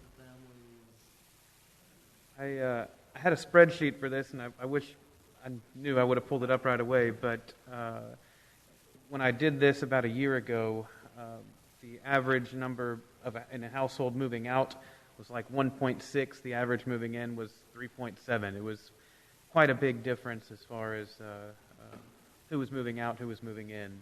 So there's definitely a difference, and the elementary school has noticed it as well. They're all of the attendance projections they had for us were incorrect. We have enrolled more. So I feel like my data was pretty complete as far as that goes. I really think the 2010 census is going to be our low point with the turnover we've had with families that we've been seeing. And I just wanted to get a feel for, if my sense of population turnover is what you were seeing as well. Yes, absolutely. Well, looking at this city data stuff, which I think, like you, is huge, that would mean from 2007 to now we would have lost 2,298 citizens. Yeah, I don't buy the city data information. Well, if two people from every household grew up and moved away, Well, yeah. you know, you got to think of it like that too. But, we've been through this,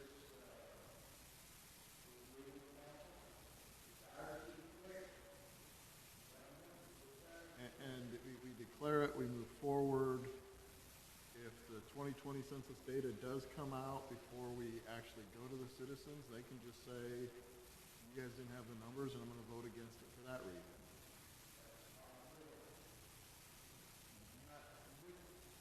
Mayor, you had brought up the 2010 numbers, that 80% had responded, and that's what made up the 4660.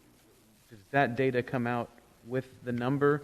So would we know right away, hey, in 2020 we had, 82% respond?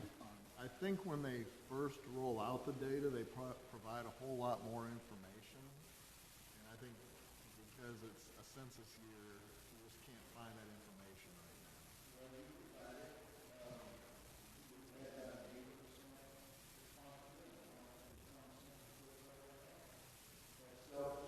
We're at 80%.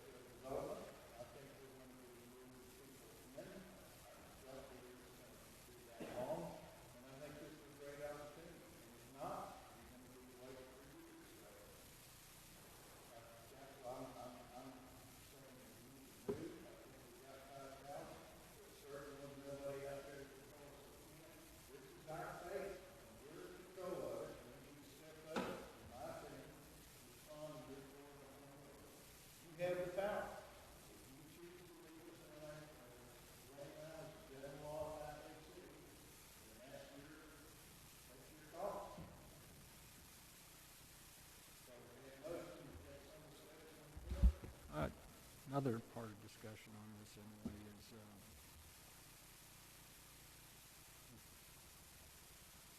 well, if we move forward with it, it goes to a committee, and then it goes, and we're saying no. Why so soon? we gotta have it done in May. It has to be done in the month of May. Okay. So if we don't make this May, then it'll have to wait a year. Okay. So when's the census info coming out, or is that a government thing and hurry up and wait? Postponed and sometime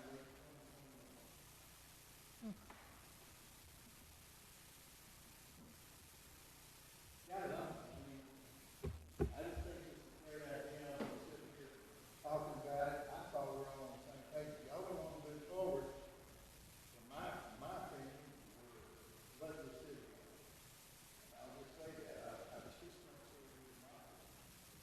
Well, the fact that Austin will have less control over us is a positive thing. Personally, because what they did with that House bill about building materials. Yeah, you got that embedded in your head. I'm telling you, you know, it's tough for us when you have someone in Austin who doesn't even live here, doesn't care. It tells you, our city, what we can do and what we can't do. Right now, somebody can come in and build a tin shed next to your house, providing the materials meet building code. What is that going to do for your house value? So, based on that, I'd say let's just move forward, and if the census comes out less and it's an issue,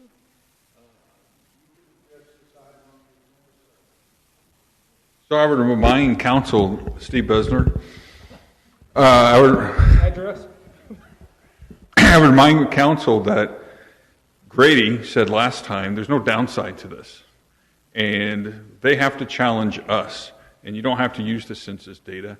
I agree with you that it's BS that how can they say 82% responded? If they knew that, then they would know the amount of people in the city.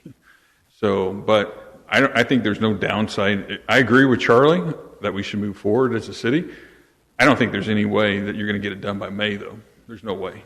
By the time this charter gets organized, that's 5 months. That's 4 months by the time you get it. So I think you need. Yeah. So, but the thing is that the council and the mayor have to step away from the committee.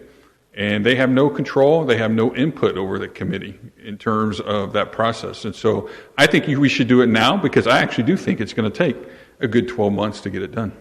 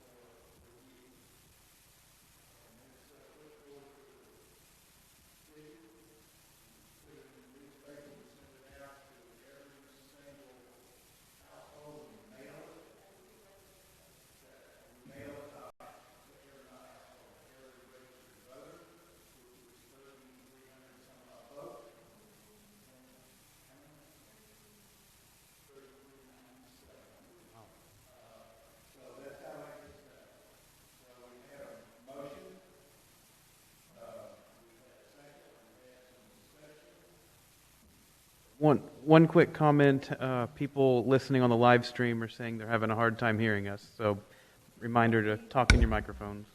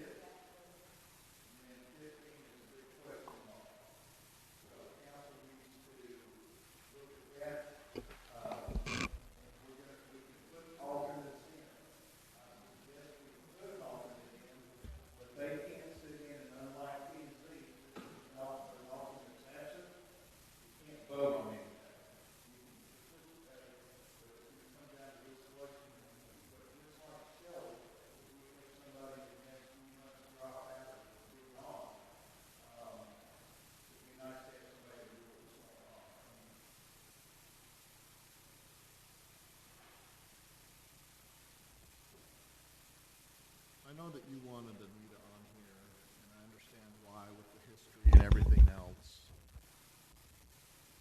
But I'd rather get somebody, I'd say, age discrimination, but younger. And the only reason I'm saying that is I really, I want to look to the future, not the past, with this committee. I don't know if Anita was excited to be on this committee. I did not talk to her. The rest of the people on the committee, I see 30s to 50s, maybe some 60s. I really wanted people younger, if we could.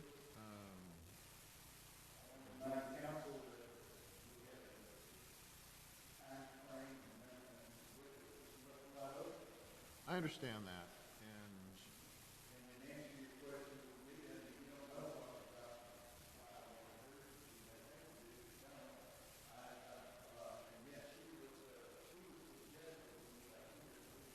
okay.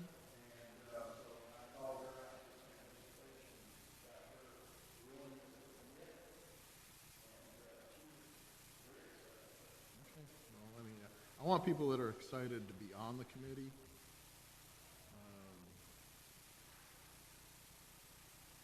I'm just torn of which of the two alternates to move up. I think both would do a great service to the city.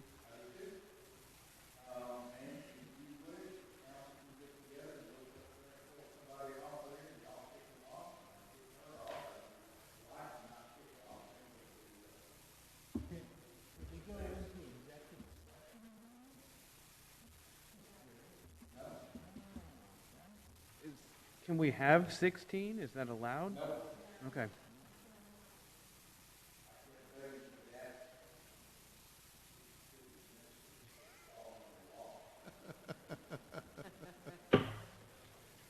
Thank you, Nick.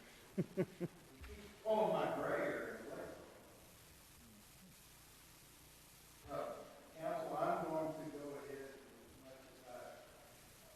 I'm going to recommend Nadia. Nadia?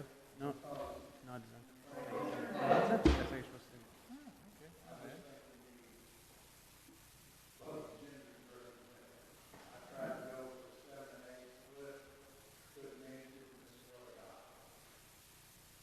I think we need to move Nadia and Steve up in there. There's another person that I don't think would be good for a number of reasons, so. Well, mention those, I can, y'all discuss, all out to it. Joseph Wayman.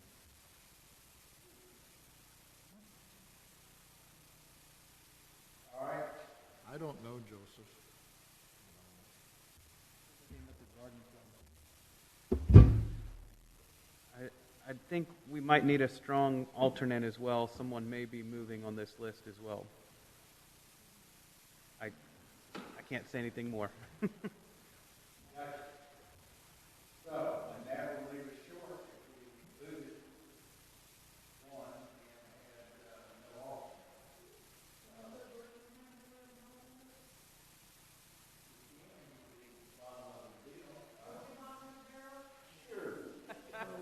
So if that's the case, why was Shirley removed from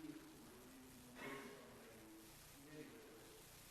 Yeah, I know. That's the same list we're talking about right now. So if, and I don't know why she was removed. I'll go ahead and I'll say, I don't believe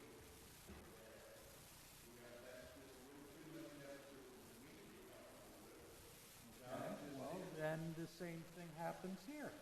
What's the difference? Okay, so, and if council cannot have influence into the committee, and I'm assuming that's why. Okay, there you go. So, did want to, get some hopes up. What other committee would you like to be on? Chicken committee. Oh, dear. The chicken committee. Okay. Okay. Okay, so where are we at? We're sitting here, my recommendation, not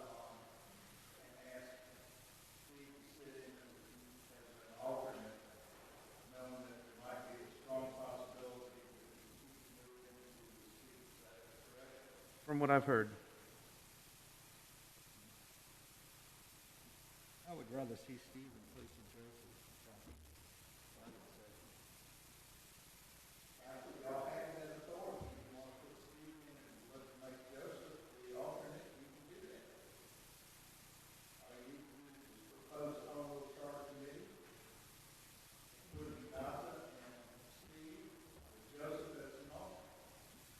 Well, Rick's good at putting all that together. Okay, put it together. I'll go ahead and make that motion that we add Nadia and Steve to the committee list.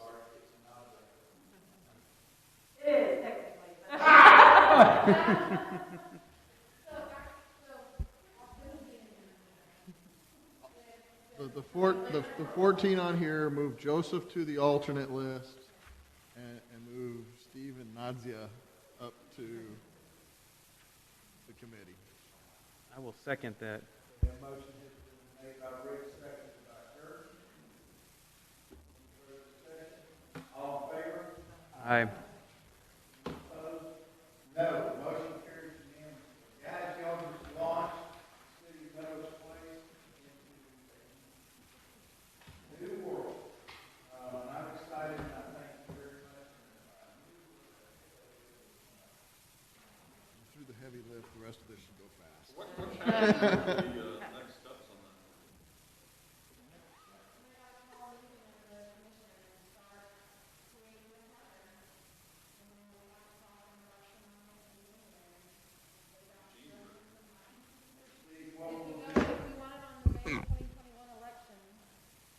We already have,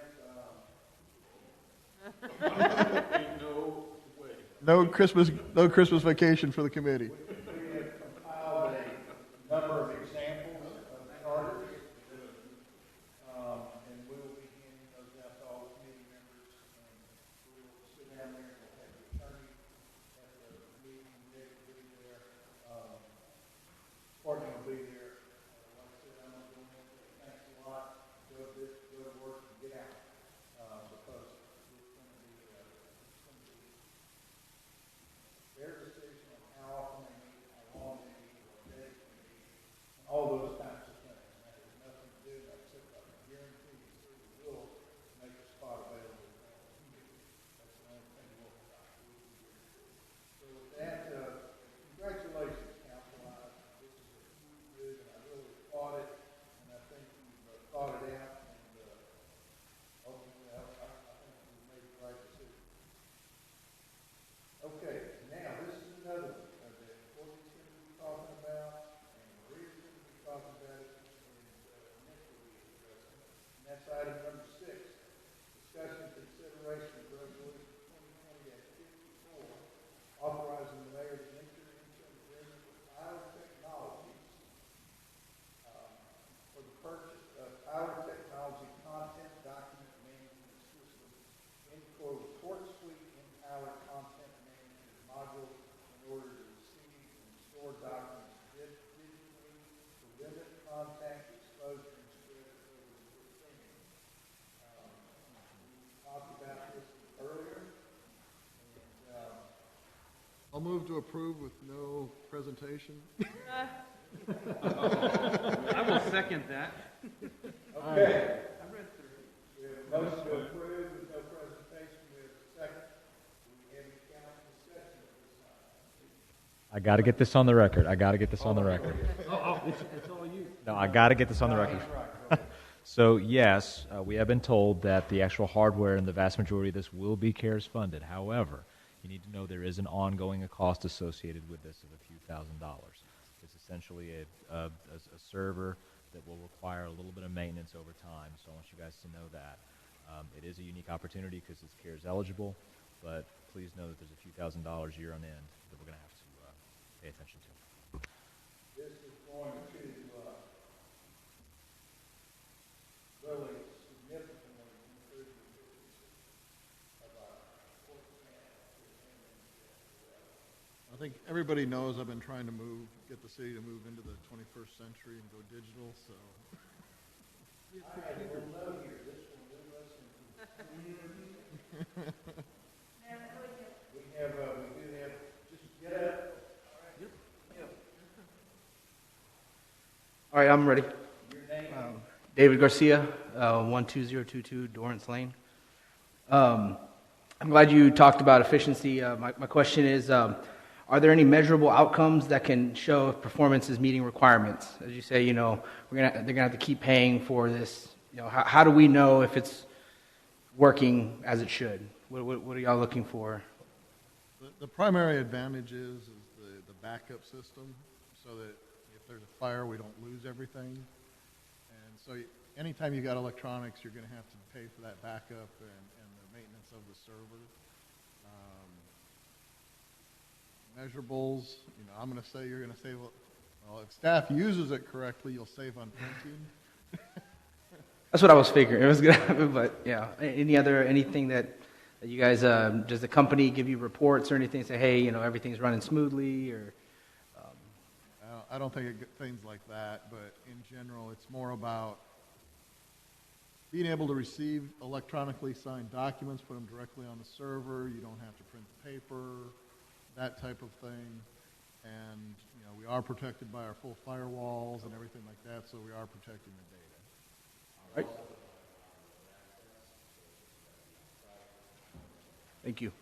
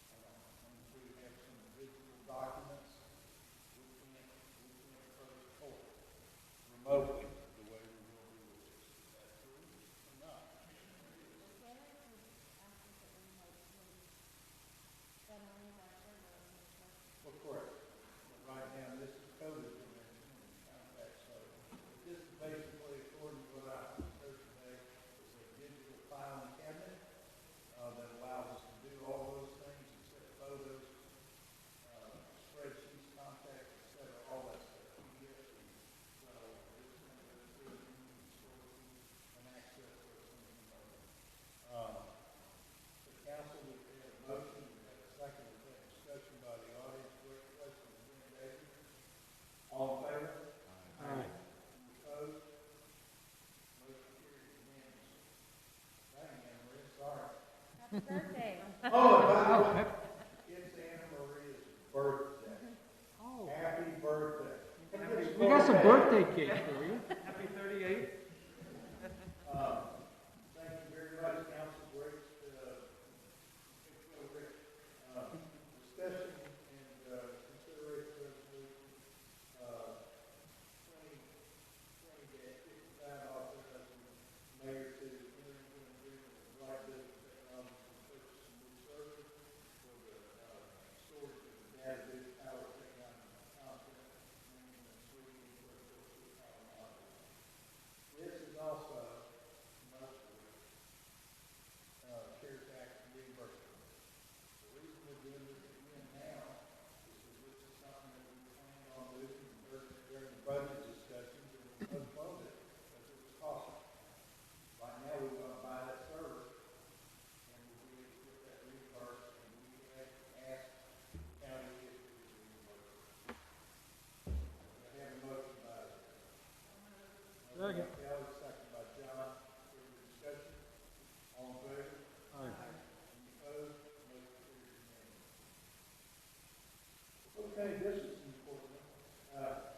Item 8, discussion, consideration, resolution 2020-56, authorizing the mayor to enter into an agreement with Select Plumbing in the amount of $8,798 for plumbing repair services at City Hall. I will move to approve, but also add 1202 in contingencies, so that in case something comes up in the middle of the project, you can just take care of it. So round it off to an even 10,000.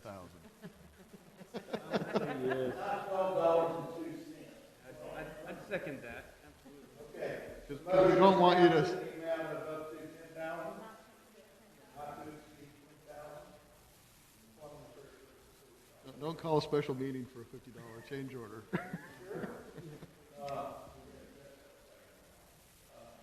All in favor? I don't have a second. I second. All in favor? Any opposed? Motion carries. Okay, one of the things you notice up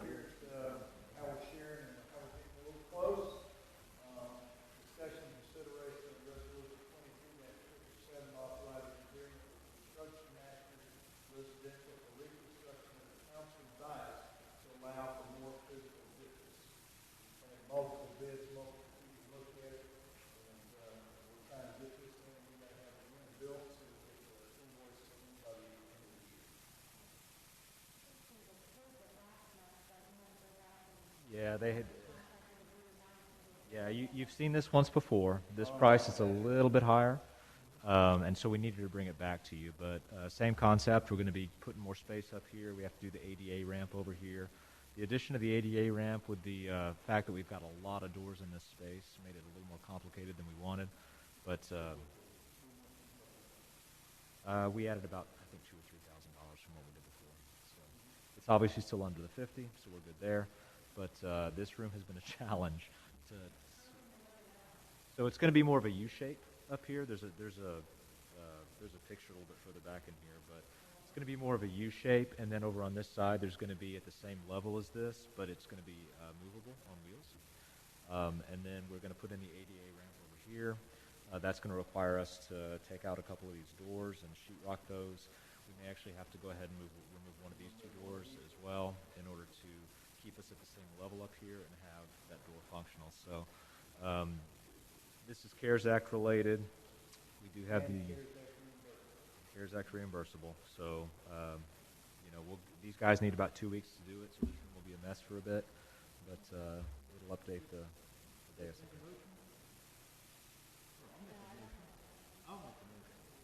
Let's get it done. Motion by John, second by Tia. Any further discussion? All in favor? Aye. Any opposed? None, motion carries unanimously. Congratulations on your first motion. No, that was a second. She's got to make a motion next. That's right, you're up next. Baby steps. Wait about a year and then Google yourself. You'll get pages. This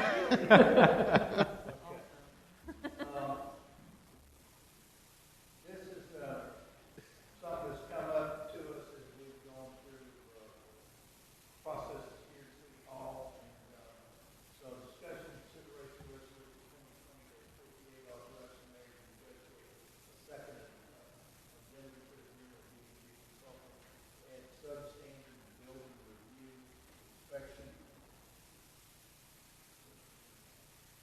Inspection and property management program. We've been working with PB3. We had some issues where they were questioning part of our substandard process, and we wanted to break it out and then do the agreement. And that's what we're doing here. So not having to deal with this.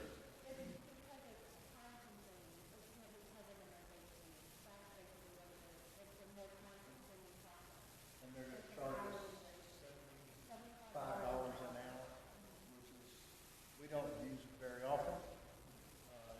But when it does, it needs to be broken out from the regular fees. And I think if we file it, Oh, yeah. Just homes or homes and commercial? Yeah, anything substandard. It could be commercial. This is something we need to move forward to open to make it cleaner for us. Your motion. Okay, Tia makes a motion. Second. Second by Kelly. Deja. That's it, we're done. Any further discussion? All in favor? All right. Opposed, motion carries unanimously. Thank you very much. Now, ironically, item 11 pertains to this, and this is discussion and consideration of resolution 2020-19 consultant, President Kevin Taylor individually as the building official for City Hall. There's a reason for this.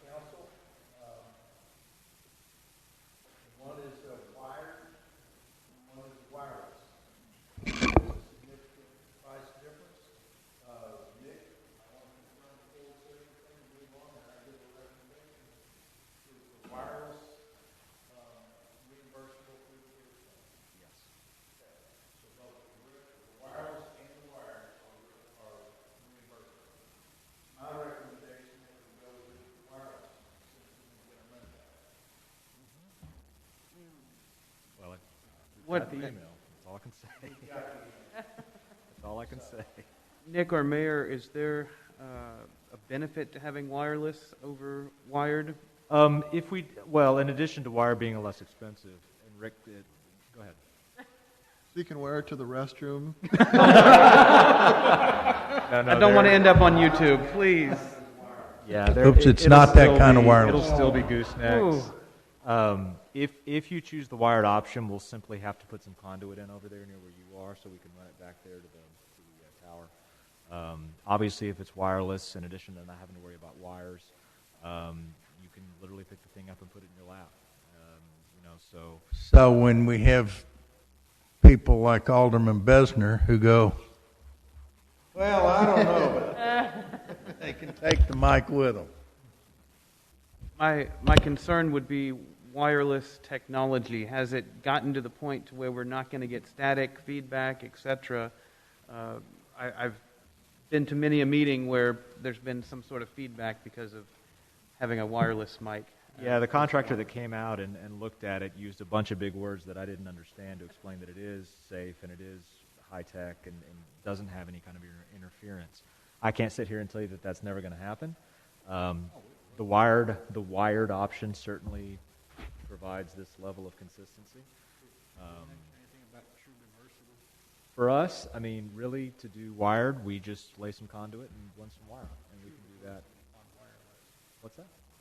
A type of wireless we use at the bowling center. True reversible, which has 2 antennas. It gets better signal. Well, if you know how to read the proposal, then better than I do, but it's Email it to me and I'll talk to you about it.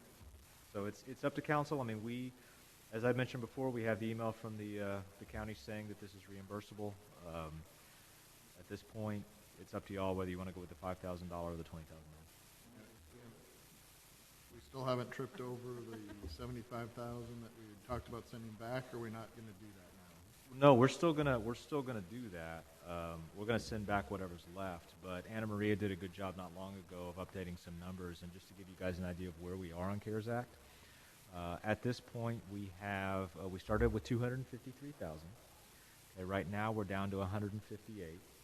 We have 34,000 outstanding that we haven't gotten a check for. If we get the check for those, which is 2 different CARES Act submittals that we haven't gotten the check back, that'll bring us down to 124. Okay, so with the Tyler software and the server for Tyler, that's another 29,000. Council chamber renovation, we don't know that we're going to get all of it back, but that could be as much as another 44,000. The microphones, let's say we do the 20,000 instead of the 5. Then there's a couple of things we're going to submit for PPEs. We're going to put a conference phone. We got some facial temperature recognition machines. All told, if we do all of this and get all of this back, we could be down to somewhere on the order of maybe even 5,000 left. But we don't know if we're going to be able to do all this and pull all this off by the end. I say worst case scenario is 5,000. I don't know if that's the way to say it, but that's the possibility. Nick, if we have a problem with the $20,000 mics, can we say, take this back and give us the wired mics?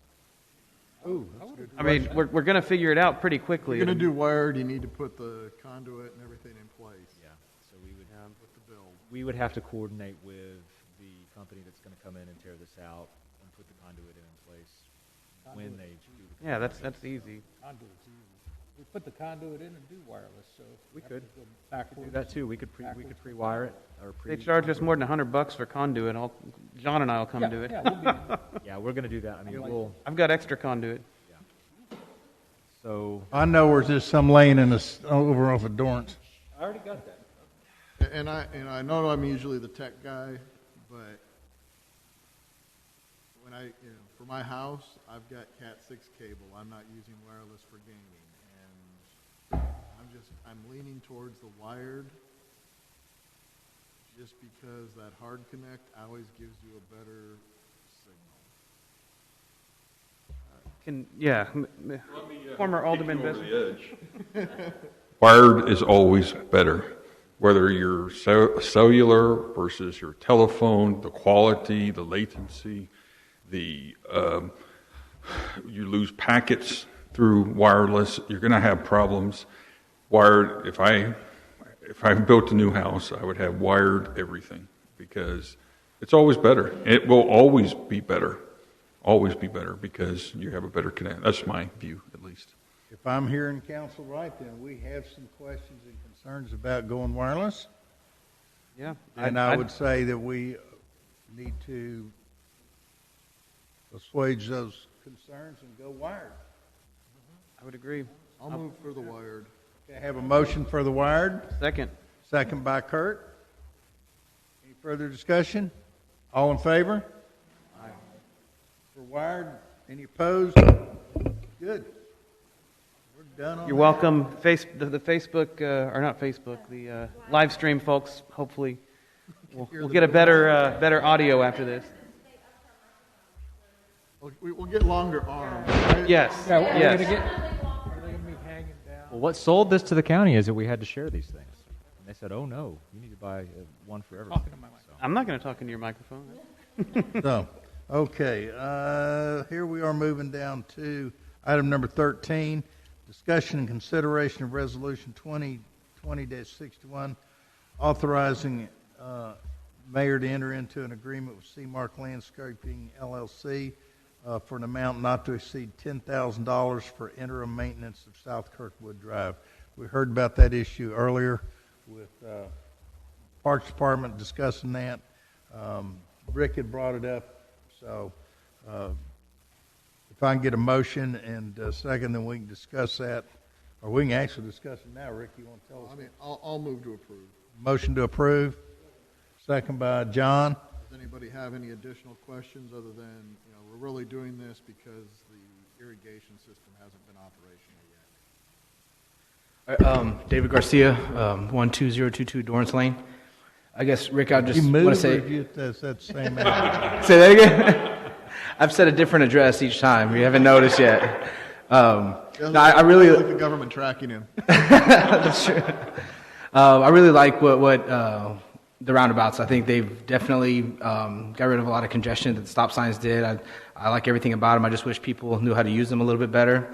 The only question I had with this is, does this $10,000 go towards repairing like the ruts that you see the big trucks cause in the gravel and tossing of boulders and other plants and stuff like that? So repairing the ruts and stuff is all part of the punch list that they'll be doing when they come back to take care of the dead plants.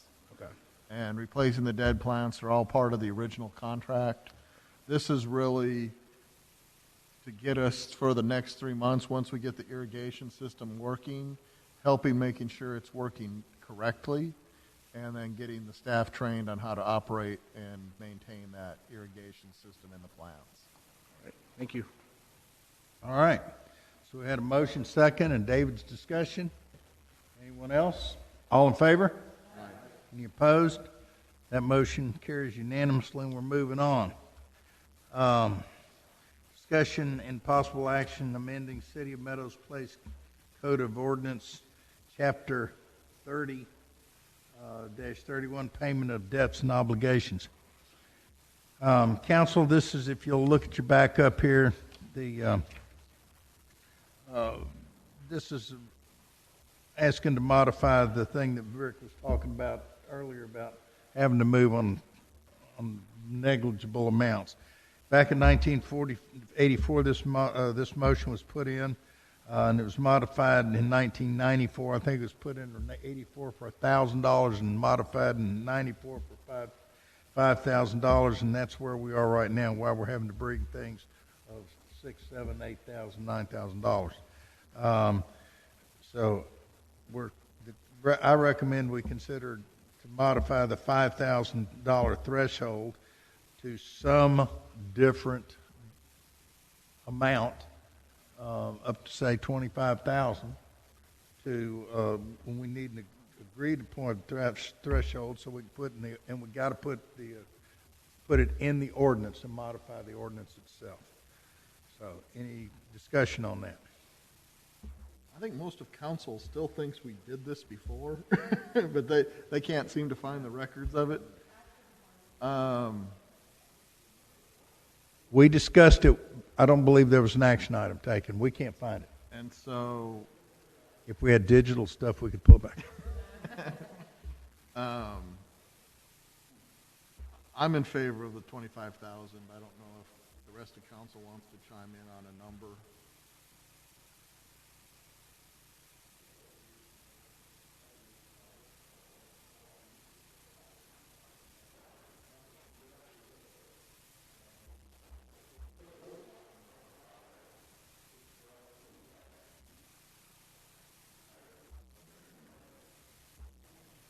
And truthfully, most of this stuff is already budgeted. That's it. That's the, we didn't used to have to deal with that. Well, that's what I struggle with too. So there's really two things I'm hoping we can answer tonight. First of all is, the 5,000 threshold means we're bringing a lot of stuff to you guys. The plumbing is a good example. If we move it up, then it'll give us some latitude at the staff level to get some stuff done without putting these things on the agenda. The other thing I wanted to talk about is you guys see a lot of budget amendments come in front of council. And in those budget amendments, a lot of times you'll see transfers from line item to line item within departments. We call them intra-departmental transfers, right? And so when that occurs, we put a budget amendment in front of you guys to do that. If council wants to, what I'm suggesting is that for department directors, that they're allowed to move money between department line items and not have to take that to council as a budget. We can do that at the next meeting, let's say via resolution, and council can basically resolve to allow staff to move money within their budget so long as it doesn't change the bottom line. So those are two things that we'd like to get feedback from you guys tonight, is not only that threshold, but the idea of moving money within departments.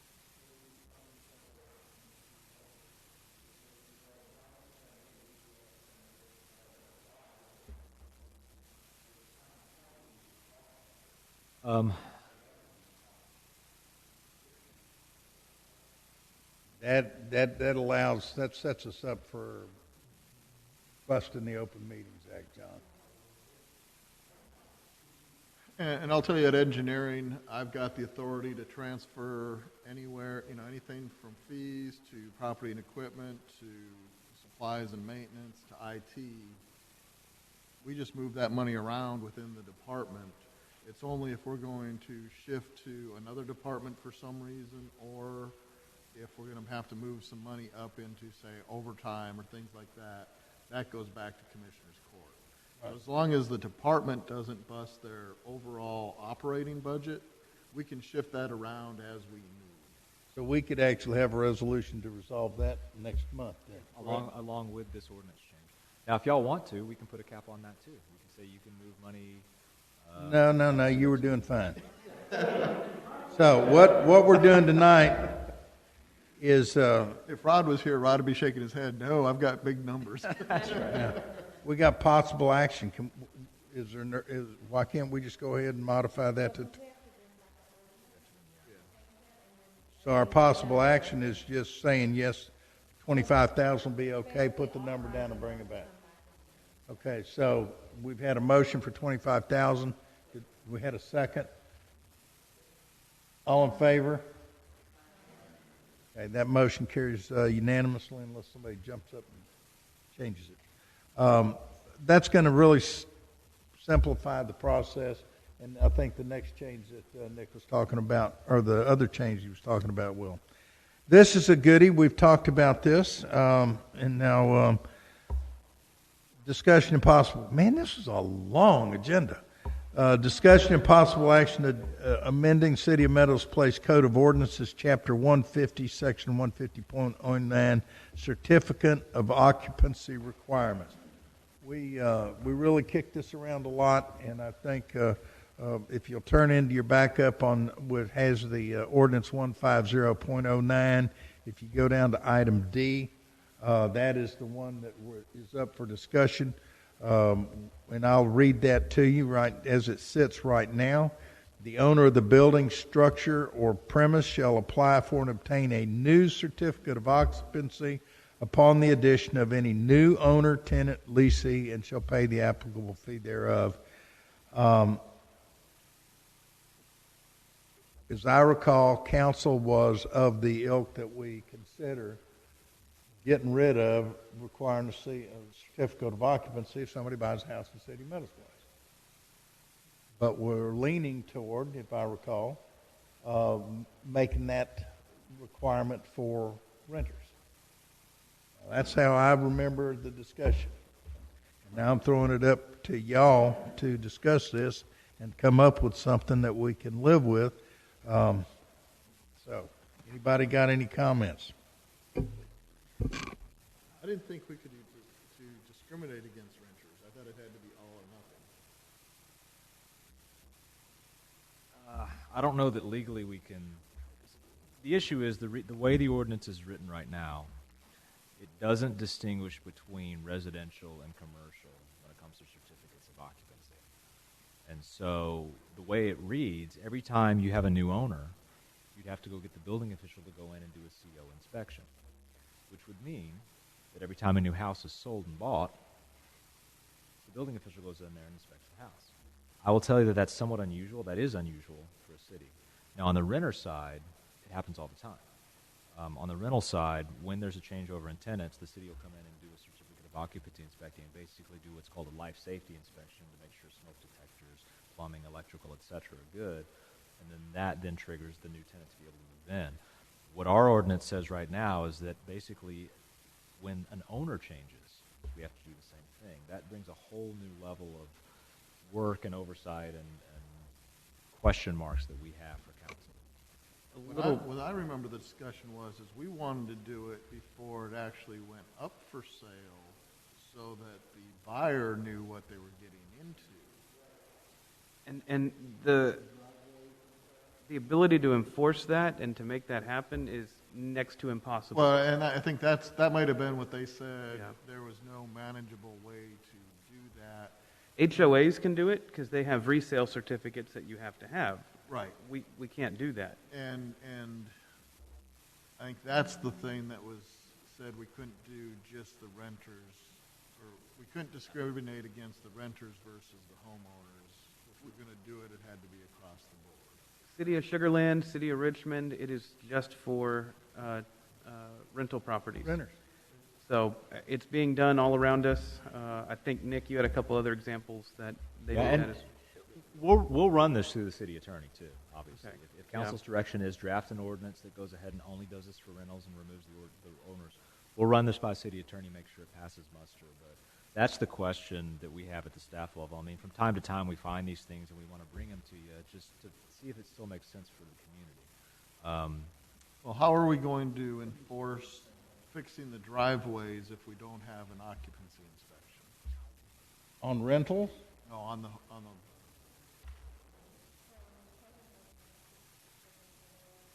But we've said that we don't want to tag the 80-year-old widow. We want to get that driveway fixed on the sale of the house.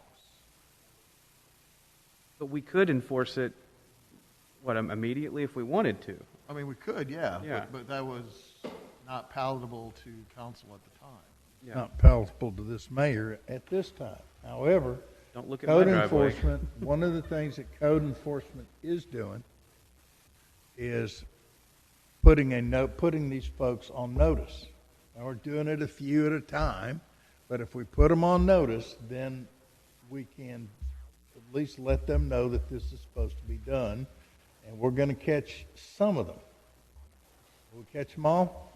Probably not, but we'll catch enough of them, and as soon as she's driving down the street and sees a for sale sign going up, she can stop and run her computer and saying, this address needs a driveway, and now you can get in there before they're sold. There's 3 Address. properties for sale right now with no sign in the yard. And that's why I said, are we going to catch them all? Nope, you can't. And 2 of those need a new driveway, sadly. Sorry. David Garcia, 12022 Dorrance Lane. So I just moved in July, and I don't know if it's an ordinance or not, but when I had to get a certificate of occupancy, and I did get mine. As you said, it would probably be hard to enforce it to the people that are selling the house beforehand. But I guess my question would be, if I would have moved in, got my certificate, or tried to apply for that, and they came and saw a messed up driveway, what happens then? So that's the issue we've been trying to address. For a while, the new owner got the notice that they had to come fix their driveway at a major expense when they just put all their money into their down payment. And we were trying to catch it so that the seller at least had to notify the buyer, hey, the city's going to come in and want a new driveway, so that could be part of the negotiating items. I think that's a great idea, actually. Maybe you have something where the seller does, if they stipulate, hey, I told the buyer, then you can put it on the buyer. If that stipulation is not there, if that paperwork or whatever you have to prove that they had no idea about it, maybe you go about it a different way. But there definitely can be some work. I guess you can start there by trying to put it on the seller because, yeah, that would have been a really bad situation for me, even though I have a beautiful driveway. But, yeah, thank you. Appreciate it. All right, David. So we're back to where we were. I'm not in favor of dropping the COs, but that's just me. I think we should have it for all the houses. I think we should have it for the commercial as well,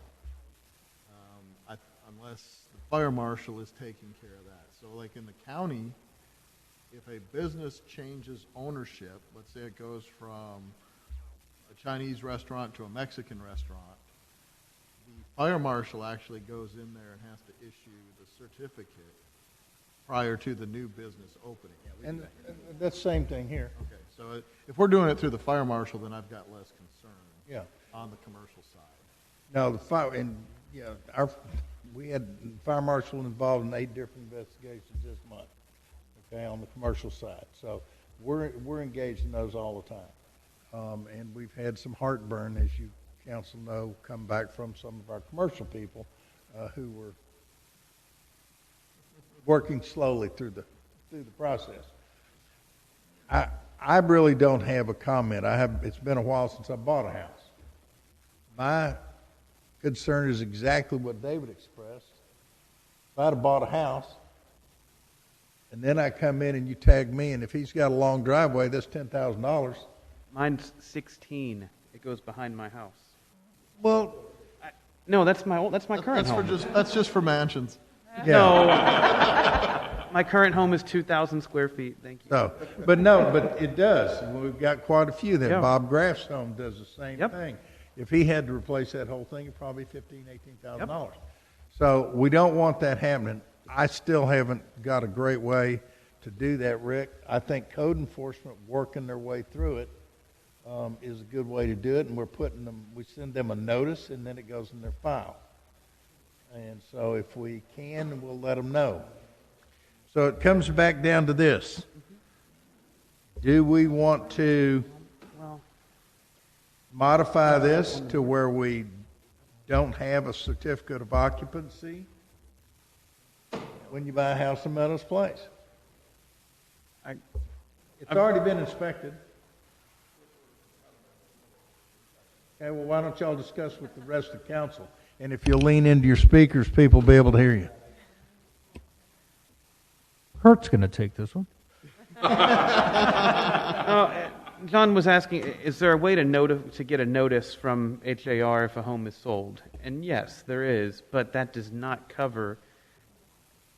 That's only if it's on the MLS. It's only if it's listed. Right. And I do off-market deals all the time.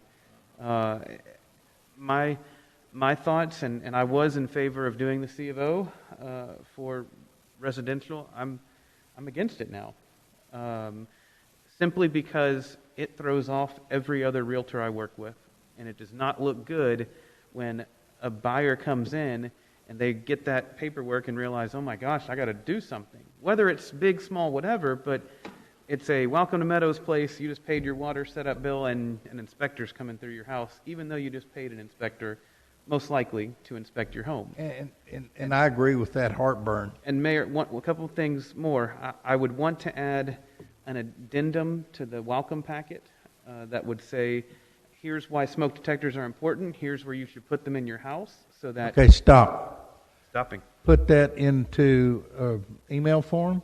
Okay. And send it to Courtney. Got it. Liliana right now is redoing our welcome packet. Oh, it looks great, but no, you can't see it yet. But it'll be done in about a week, and we'll just add that to it, Kurt. And in addition, vacuum brake devices, those are important as well. Rod would agree if he was here. If we could add those 2 pieces of paper, the vacuum brake device is super helpful when I explain it to people why we need that. No, and we're addressing our welcome packet to where when somebody comes in and they get their welcome packet, it's full of useful information along those lines. How to sign up for utility payments, how to sign up for Ion Water, Code Red, et cetera.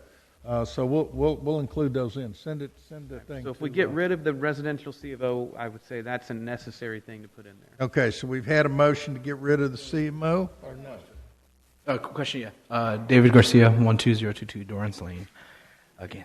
So I guess if this was amended, would this apply only to residential, or what would happen to commercial?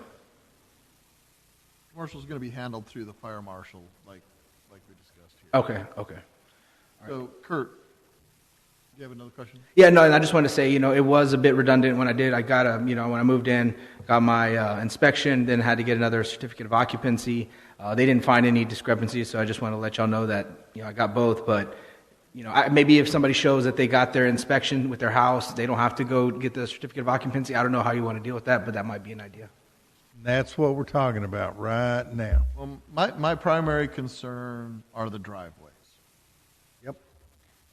Kurt, do you feel with the actions we've seen by homeowners, because I've seen a lot of new driveways go in the neighborhood, that maybe we've turned the corner and we don't have to force it quite so much anymore because it's such a resale part of the value? Absolutely, and there's a lot of homes in the last few years that I have recommended, hey, your driveway is horrible. People are going to come up to it and not going to want to buy the house. I would recommend doing it. You might get dollar for dollar back. And if anything, it's going to improve the city, improve the look. And so far, most sellers have been agreeable to it. At least raising it, doing leveling, doing something to improve the driveway.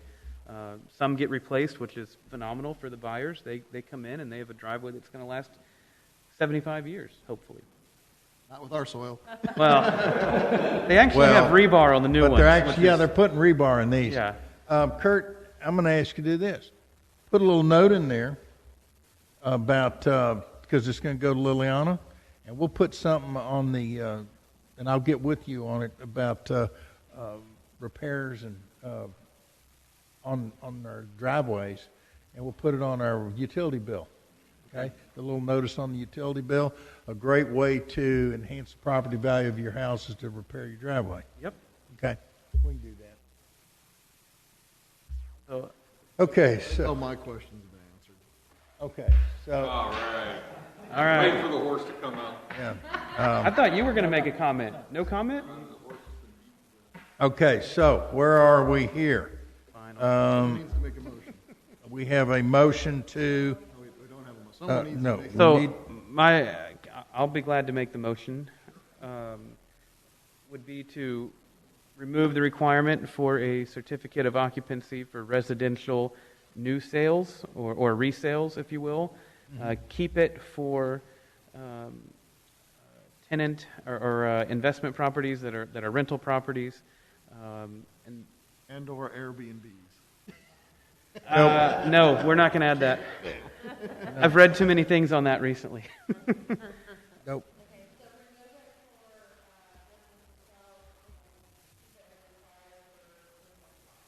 Correct, and it might be resale, might be the correct term for, I don't know So- legally what, I know Grady would want to look through that. This doesn't happen very often. Okay. So this doesn't happen very often, but I need to ask the question. So from the commercial side, if you have a commercial building, commercial shopping center, and it changes ownership, the tenants all stay the same, the restaurant's all the same, you just have a new owner. If that occurs, then the way this is written, you'd need a new CO inspection. Is that what we want to do? You want to add to the motion there, Rick? Are you allowed to do No. I think we should keep that. Well, but you've got existing businesses that didn't change. Nothing changed other than their owner. But all the businesses are the same. So if Sterling McCall sold out to Helfman, Now we get an inspection.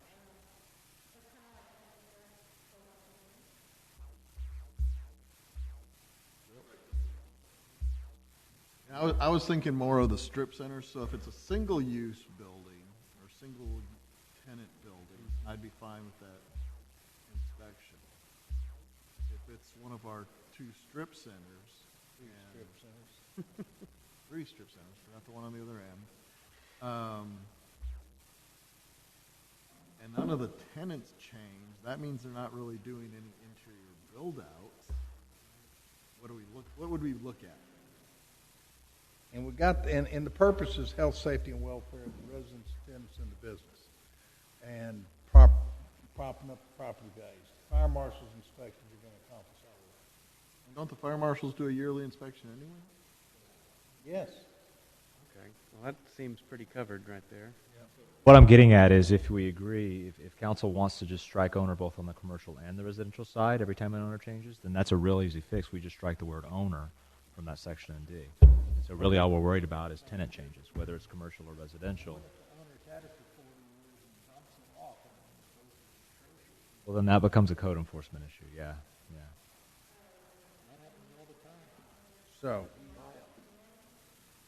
And I guess that will not be effective immediately, right? We have to actually approve it at the next meeting? We got to draft up the ordinance, yeah. Okay, so I have two buyers moving in between now and the next meeting. you better hurry. They still have to get their CO. Okay. I instructed them to already do that, so that's, Okay. So, we have a motion. Do we have a second? John seconded to draft an ordinance and bring it back. All in favor? Aye. Any opposed? Motion carries unanimously. Y'all are on the roll. Occupancy. Discussion and reschedule a regular meeting to December 15th from the 22nd. Motion by John. Second by Tia. All in favor? Aye. Any opposed? Consent agenda. Move to approve? Motion by Rick. Kelly got it. Second by Kelly got it. Kelly. All in favor? Aye.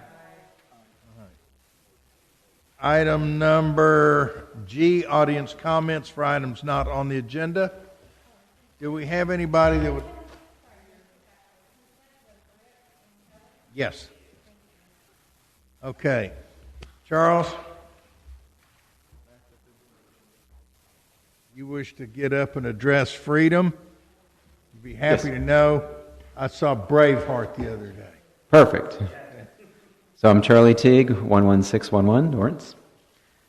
Today, you guys promised to protect the U.S. Constitution, so it's appropriate to talk about freedom. So I've been working on that. Before I start this, I'll let you know that I did find 15,406 irregularities in the Texas early voting. So if anybody wants more detail, just let me know afterwards, and I can share that with you. I have all that. All right, so here I'm quoting a judge, it's a federal judge. He said, the Constitution cannot accept the concept of a new normal where the basic liberties of the people can be subordinate to open-ended emergency mitigations. So here's what I want to put it in practical terms for us. The people of Meadows Place have no problem with our city issuing recommendations. We will use the advice that makes sense, but forced compliance of any of the following is against the law and the Constitution. Wearing face coverings, temperature taking, viral testing, vaccinations, separations of people, for example, forbidding people to come in within 6 feet of one another, ending peaceful gatherings, forced business closings. Here are some examples of forced compliance. Meadows Place Police demands a citizen to leave the swimming pool for not wearing a face covering, or temperature refusal, or refusing a viral test, or for not accepting or approving vaccinations. Meadows Place Police demands citizens to leave business for not wearing a face covering or temperature refusal, refusing viral test, or for not accepting or approving vaccinations. And likewise, Meadows Place Police arrest or threatens or clubs or tasers a citizen for not wearing face covering or temperature refusal or viral testing, and so forth. 1 minute. Thank you. Meadows Place Police invades a citizen's home for not wearing face covering or temperature refusal or for testing, or to break up having more than 6 people inside for Thanksgiving. Or Methodist Place Police uses tear gas, shouts, threats, clubs, rubber bullets, tasers to end peaceful gatherings, exceeding some sort of limit. Not to mention, not talking about fire codes. Examples are churches, small business gatherings, political campaigns, Bible studies, small house parties. Note, I'm not referring to crowd that vandalizes or assaults 15 people. seconds, Charles. I'm almost done. People or that are standing in an intersection. That's it for what I wanted to sum up for a practical way of freedom. All right. Thank you very much. Glad you care. People don't seem to. All right. With that, any other audience comments? Then let's move on to what's next. Oh, item H. Kelly and somebody. Rick. Oh, Kelly and T. All in favor? We are adjourned, and it is 9:24. Yes, it is a long meeting.